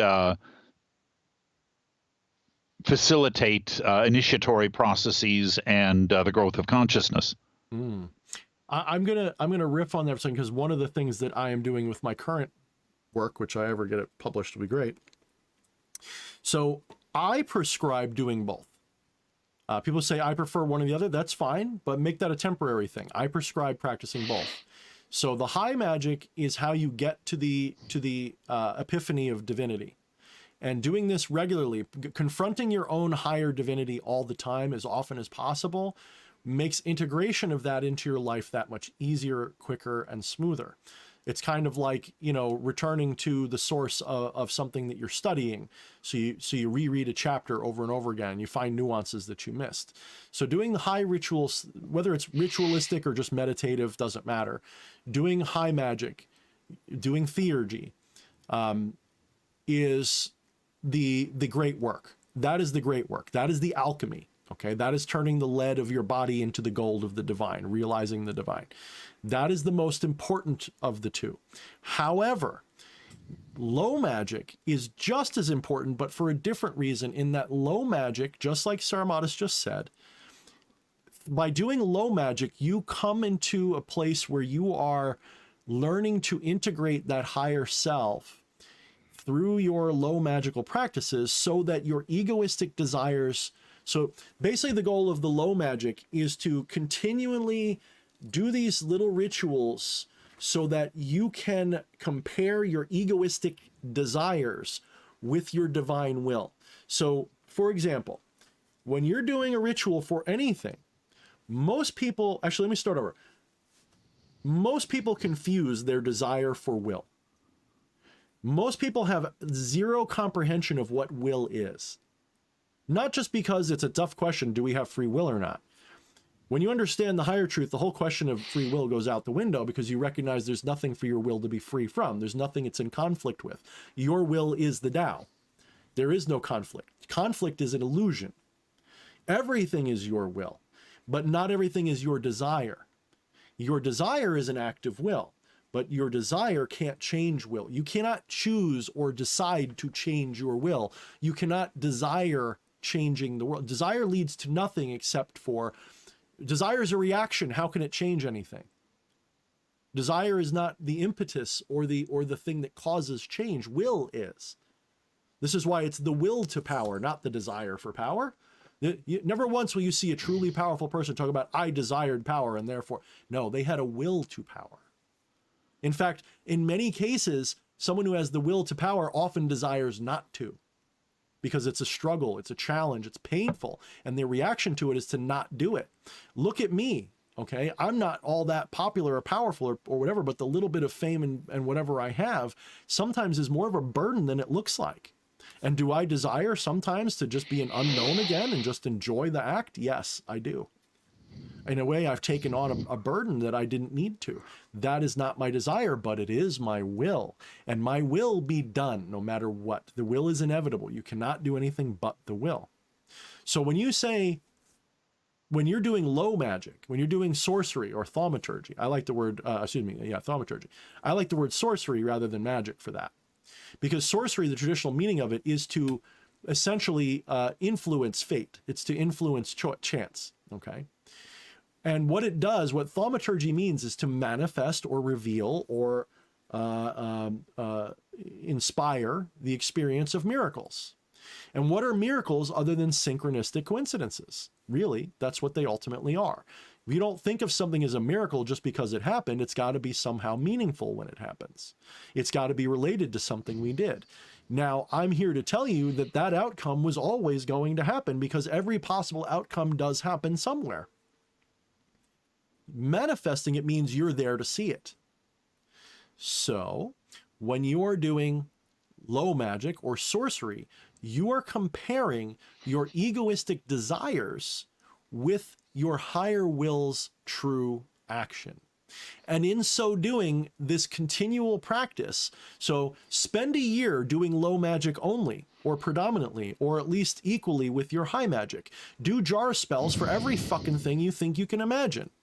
Do sigil magic or sigil magic or bind runes or bind runes, however you like to pronounce it.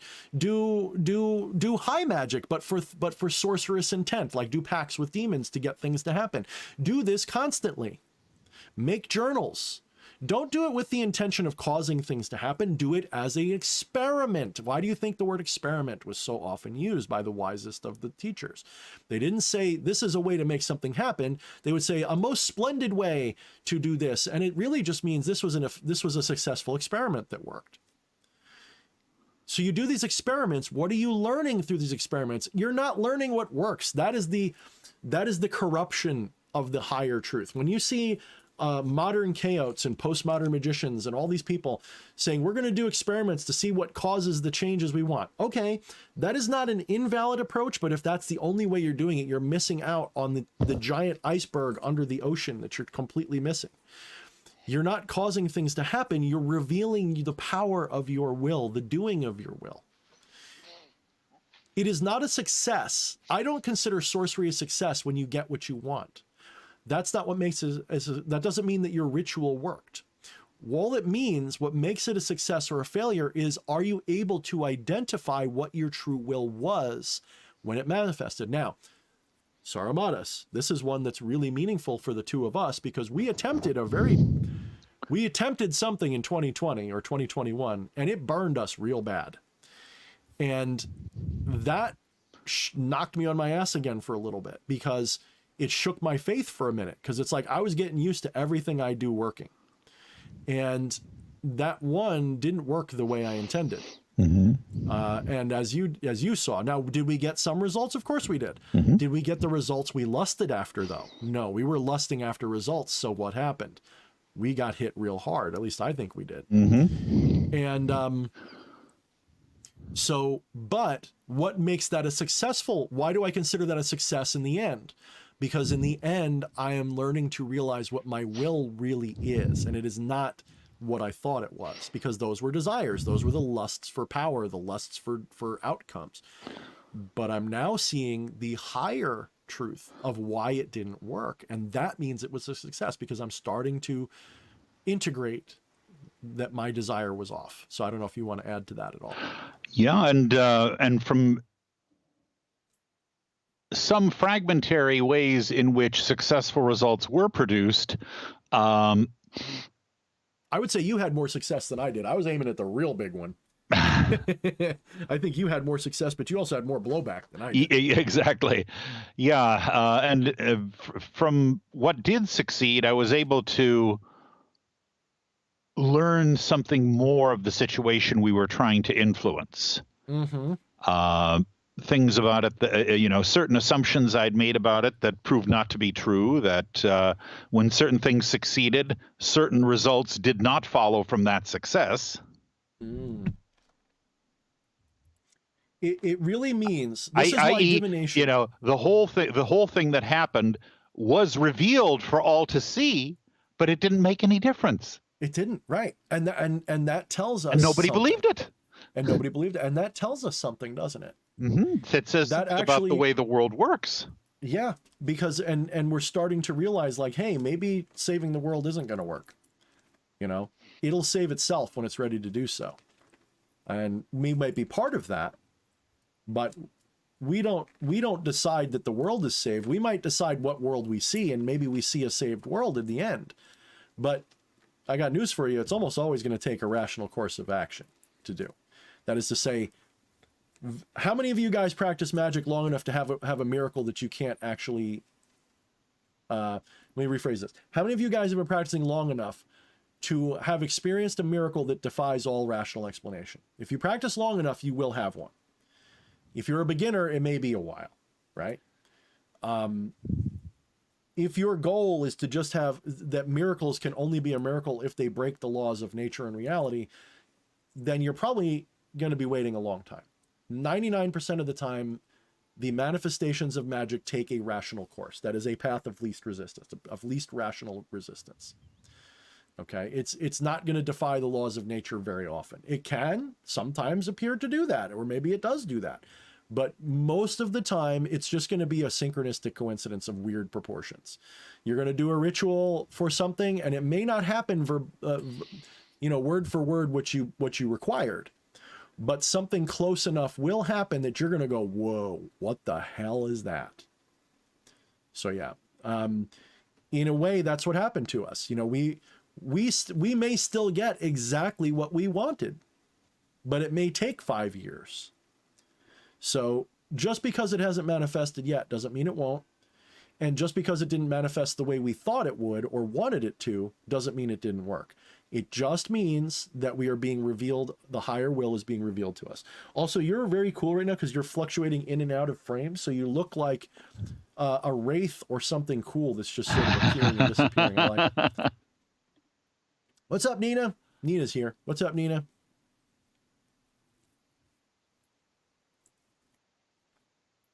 So, I mean, this is why I am generally and genuinely hostile to the mechanistic, I would say materialistic idea of magic that is so prevalent today. This idea that you're moving energy around and that you can cause things to happen by imagining bright lights shining on things. That is not to say you won't have that experience. It is to say that it's a misinterpretation of that experience to think that it's a cause and effect relationship. It is a revelatory relationship. It is a clarifying relationship. You are not causing things to happen. You are removing blinders, or you're removing obstacles and delusions. That is what's really happening. When that is understood, that's when you ascend to another level of doing this stuff. And it's a very dangerous level to be in because you can get caught up in it. You can get, like I have, I've gotten caught up in it more than once, where you go, well, if I'm the divine doing all of this, why doesn't it do what I want? And that's a stupid thought, because it's not D.H. Thorne that's doing any of it. D.H. Thorne is part of what it's doing. And when I understand that, then I can lean back and go, you're just watching this through D.H. Thorne. Just trust it. Just trust it. Maybe you die in a horrible flaming car wreck, but trust that too. That's part of it too. Just relax and lean into it and enjoy the ride. Because when it's over, you're going to go, oh, that was cool. Who am I going to be next? Pretty much. Pretty much. Nina, that is Saramatis. He has been on a few times in the past. I don't know if you want people to know your given name or the one you use elsewhere, or if you just want us to just call you Saramatis. We can go with that. Okay, yeah, we'll stick with Saramatis. He's been on before. He likes to keep a little bit of a lower profile. He's a mysterious person.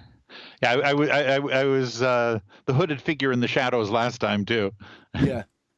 No, it's a fun one. I mean, you know, and we have a similar color theme going on right now, that icy blue. It's like you're the snow, what's his name? The Ice King from Adventure Time. You're like sitting there in your little ice palace there with your castle back there in the snow, you know. Oh yeah, that could be. The painting is actually Walter Broca's imagining of the abominable plateau of Ling from H.P. Lovecraft's The Dream Quest of Unknown Kadath. Mm-hmm. And I do love those. Badash says, maybe it's cooperation with the universe rather than control from your own end. I mean, I'm not a magician or believe I can move anything, but it just kind of happened, which was fun to me. So cooperation. So there's a lot of things that we say that's in the right direction, but is technically incorrect, even though it is in a better. So yes, in the hierarchy of terms, cooperation is absolutely superior to the concept of control. If you watch a movie, I think it's called Phenomenon with John Travolta, he points this out. And when I saw that, I'm like, uh-oh, this guy knows something. Like, whoever made this movie, here's another one who knows something. Because he pointed out, it's not that you're controlling the pen and making it wiggle with your mind. It's that you're kind of cooperating with it and asking it to. So that is a major step in the right direction. The problem is that that too implies disharmony. That too implies controversy and conflict. You know, it implies that you're not already in total, absolute cooperation with the universe right now. You absolutely have no choice but to be in cooperation with yourself. You are the universe doing this. So everything is cooperative. Everything is already harmonious. What makes it appear disharmonious or not in cooperative, to be in conflict, is an egoistic stance. Because we get this idea that things should be a certain way because we've decided it that way. We've isolated that idea in our mind, and we think that that's what it's supposed to be. And so therefore we try to make reality conform to our ideas. But that idea of what reality should be is inspired and caused by the reality we've experienced so far. So no matter what, it ain't yours. It's something you've learned or adopted or adapted, and it's not real. The reality is the word cooperation is moot for the same reason that calling everything one is moot, because it is all a non-dual totality. So to put it this way, Badash, you and I, obviously you might have a different philosophy, of course, but for you and I, under my philosophy, or the philosophies that I ascribe to, Advaita, Neoplatonism, Hermeticism, all of these that sort of say the same things, the idea is that there is a oneness. And when we say one, we don't mean the numerical one. We mean in the sense of totalityness, of absoluteness.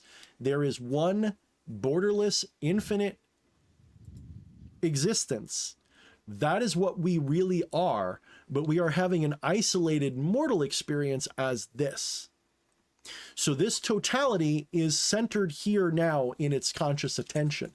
This is why we have the illusion of separation, and individuality is illusory, but it's not an illusion. Like individualism in its proper context is a celebration of the beauty of every part of the whole, but focusing on one at a time, saying, hey, the universe is awesome, but I love this flower right now. And that is what individualism really is. So in this worldview, there is no conflict between things. There is only the illusion of conflict. I often use the example of this.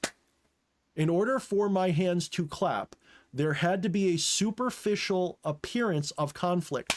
Both of my hands are opposing one another, trying to do something different. My right hand's trying to go this way, and my left hand's trying to go this way. And they meet in the middle in conflict, and it causes a clap. However, the clap was always the point, and so therefore they were never in conflict. They're in harmonious to cause the clap. You can call it cooperation, you can call it just harmony, but they're harmonizing to make the clap appear. And in a sense, the clap comes first, not the hand, because the hands are following the will to clap. Okay? So this is why most people in this materialistic world are so fucked up, because we've been taught that a clap is caused by this, when in reality is caused by a clap. Do you get it? That is the magician card. That is the aha that gets you going.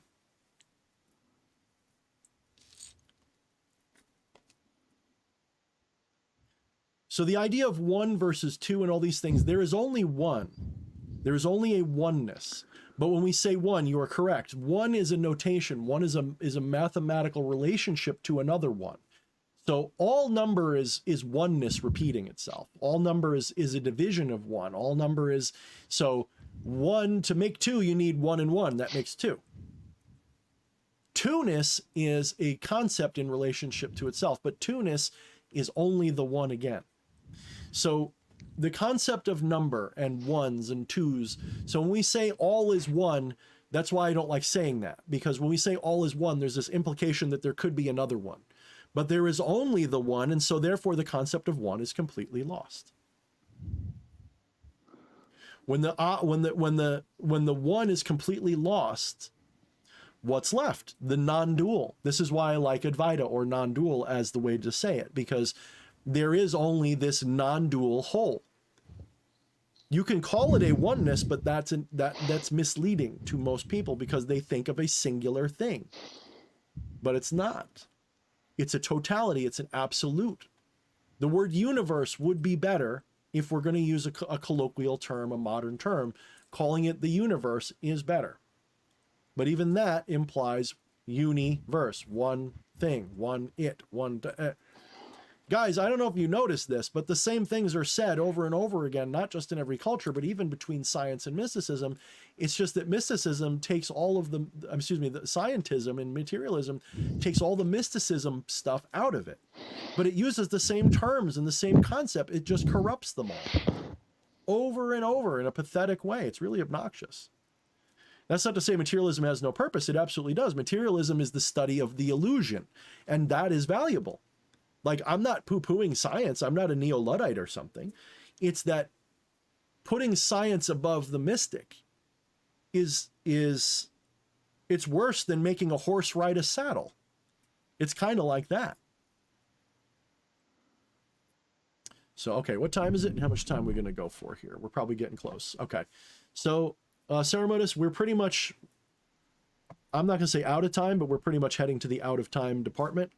So, let's invite the audience to give you one or two more good questions that'll get you going, and then when we're done with those 2 questions or so, we'll end the stream, I guess, if that's all right with you. It's fine. Okay, so everybody in the audience, let's ask the Encyclopedia Saramatica what he thinks about things, and I will weigh in as well. DK saying, my big moment was in class. In front of my classmates and my teacher, I declared 4 winners of a school-wide raffle contest. Made sure to include myself for good measure. I was routing each one. Bingo. That's awesome. Does Homie have a channel? Saramatis, I don't think you have a channel, do you? No, I haven't actually made any YouTube videos. No. Saramatis and he was, I guess we'd say, a mentoree, but I think he just wanted to hang out with me. And so he became like a mentoree, and we did some consultations, and we became friendly over time. And, you know, so he lost client status and got VIP status that way. So no, he is not a content creator. He's just in his own life a practitioner, and he's quite wise and has learned a lot of stuff. So DK asks Saramatis, what are the 16 digits on your debit card?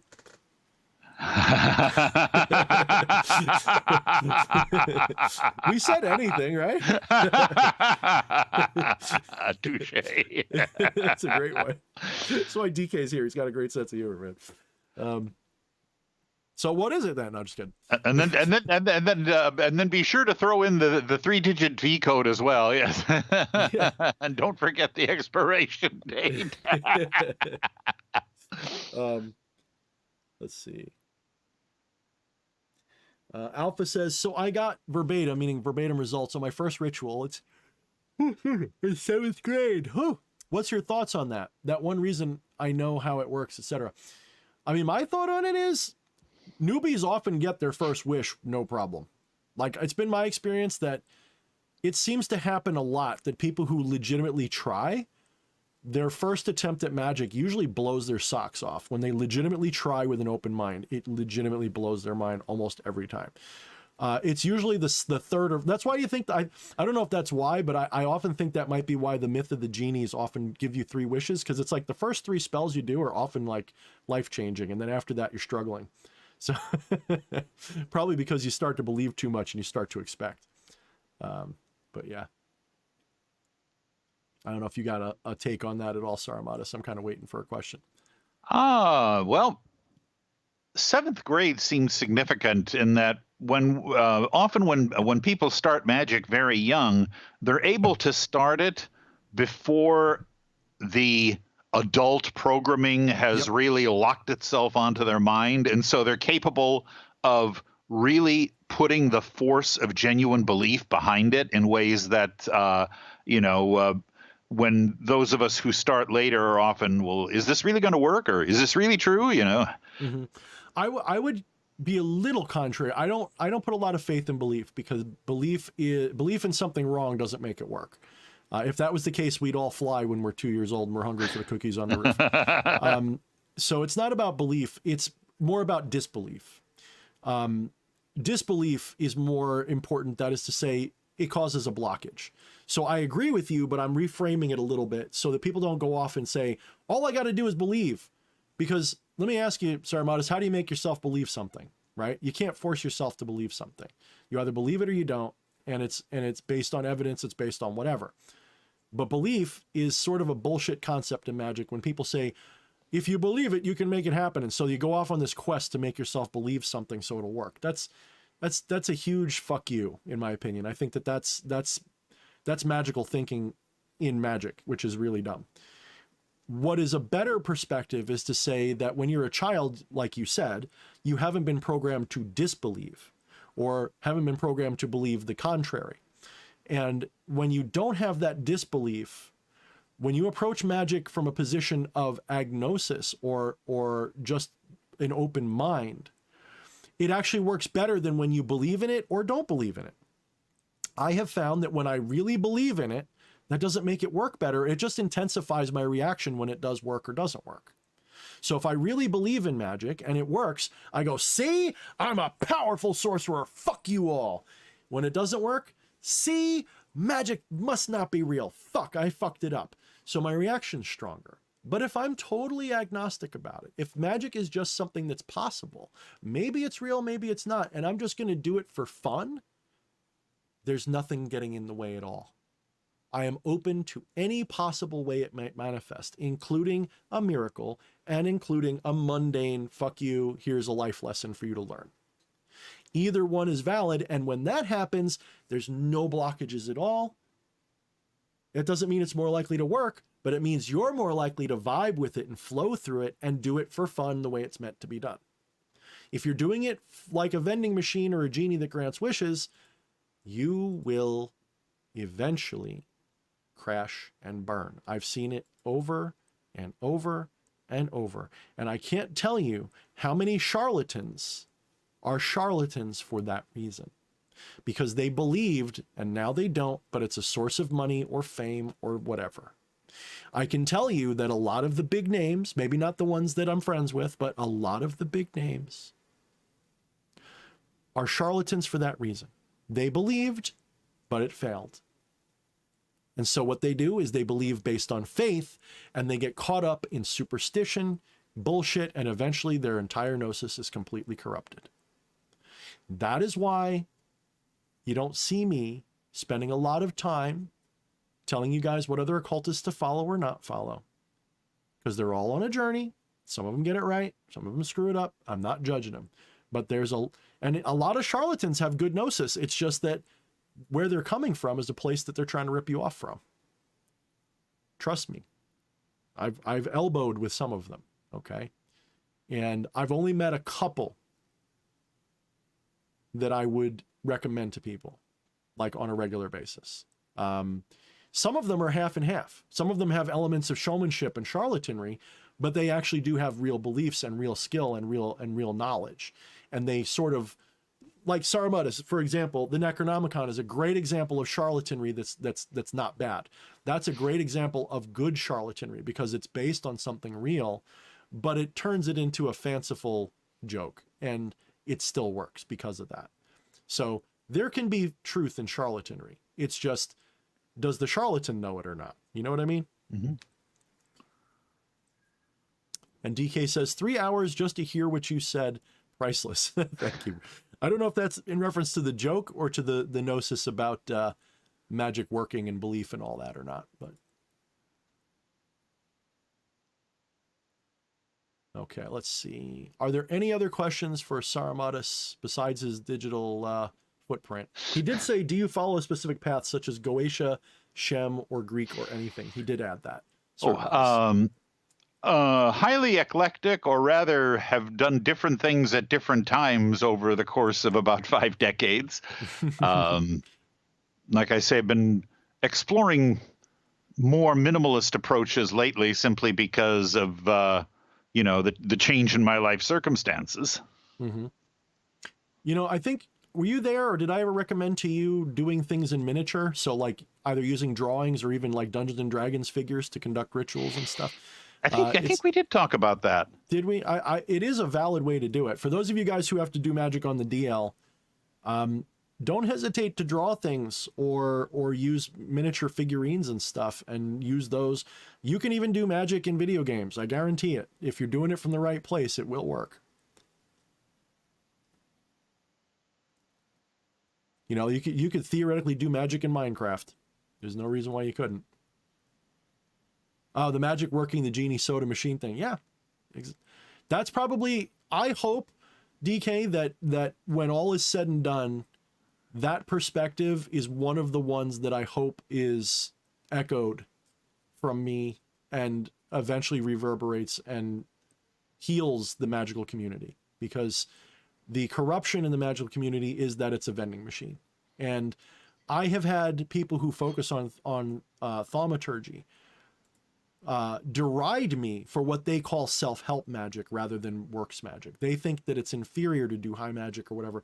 They think high magic, that is self-help magic, is just bullshit. They don't believe in it. They think it's a waste of time. Like, he's like, why don't you just go read a self-help book? Why are you doing all this other crap? And they look down on it. And I don't know why. I don't understand that mentality. I don't look down on the idea of doing thaumaturgy unless you're doing it from the genie in a vending machine bottle mentality. If that's your mentality, I look down on that, because that's a very unevolved mentality. That's like, that's like, you're basically still a caveman. It's just, instead of two sticks you're rubbing together, now you're saying bibbity bobbity boo, incantum illuminarum abraxas or something. You're full of shit. Like, yeah, it might work, or it might appear to work, I should say, but you're like somebody who is happy because they got $100 and right behind them is like, a diamond worth $1 billion. Like, you're happy for this chump change. You're happy for the, you're the pearls before swine type. You're the swine that you're handed pearls and you eat them and you shit them out. And you don't know how valuable a thing that you've been handed. You think that it's about filling your belly. That's literally the analogy that's really being used. You could say, that whole, the idea of pearls before swine is like saying you're giving something to an animal that doesn't understand it. But another level of that is, they don't just not understand it. They may use it and shit it out. They may use it for a base thing and not actually gain what it's really good for. And yeah, you might use magic and get the thing you want, but that's not what it's really for. Not really. Yeah. Alpha says, great job. Awesome video. Thanks, DH and cis guest. I'm not sure what's, maybe she meant to say sus. And Atropa says, thanks, video is awesome, and so is your guest. Good night. So everybody's taking off. I think that's a good time for us to end it all. Let's end it all. Let's just end it all, Saramatis. Sounds good. So I'll see you in the void. Yeah, I guess that's it. Let me see. Did you notice any other questions that I missed that you want to answer or respond to? I don't think so. All right. So I guess let's give it a goodbye. Saramatis, are you open to receiving communications, or would you rather just be the mystery shadow occasionally? I'd say the latter, because I've got a pretty busy mundane schedule. That's fine. So Saramatis is off the menu. You guys can't have him unless I invite him back. And I probably will. We do like having him on. He's a font of knowledge, and that's what I like to hear. So we'll get him back on at some point. Guys, if you got anything else you want to say to him, this is your last chance. I'm going to be hitting the button in about 30 seconds. So give him your goodbyes, say hello, say goodbye. Saramatis, thank you so much for joining us again. My pleasure, always. And I hope you enjoyed the package you must have got recently, and I hope everything is going well for you. And I am so glad to hear you're on the mend, and I hope that I haven't heard an update on some of your things, so text me about that, and I'll get to you about that later. But yeah, let's definitely chat again sometime. Yeah, I think we should. So next week, I just for those of you who are still here, I have invited a beautiful, wonderful practitioner. Her name is the Witch of Darklight, and I recommend her channel very highly. She's more into the nuts and bolts of magic, not the deeper stuff, but she is knowledgeable, and her husband is as well. And she's going to be on, maybe her husband as well. But check out her channel on YouTube. She does a more, witchcrafty oriented thing. But a lot of it's great. She just did a video about how to dress candles and all this stuff. Yeah, a lot of it might be like beginner for some of you, and some of it might be really advanced for some of you, but check it out. I think she does great work, and she's got a great attitude. I met her in person at Iron Garden, and I can't wait to have her on next week. So hopefully you guys will all tune in for that. Unless she cancels, then, let's just cancel the show.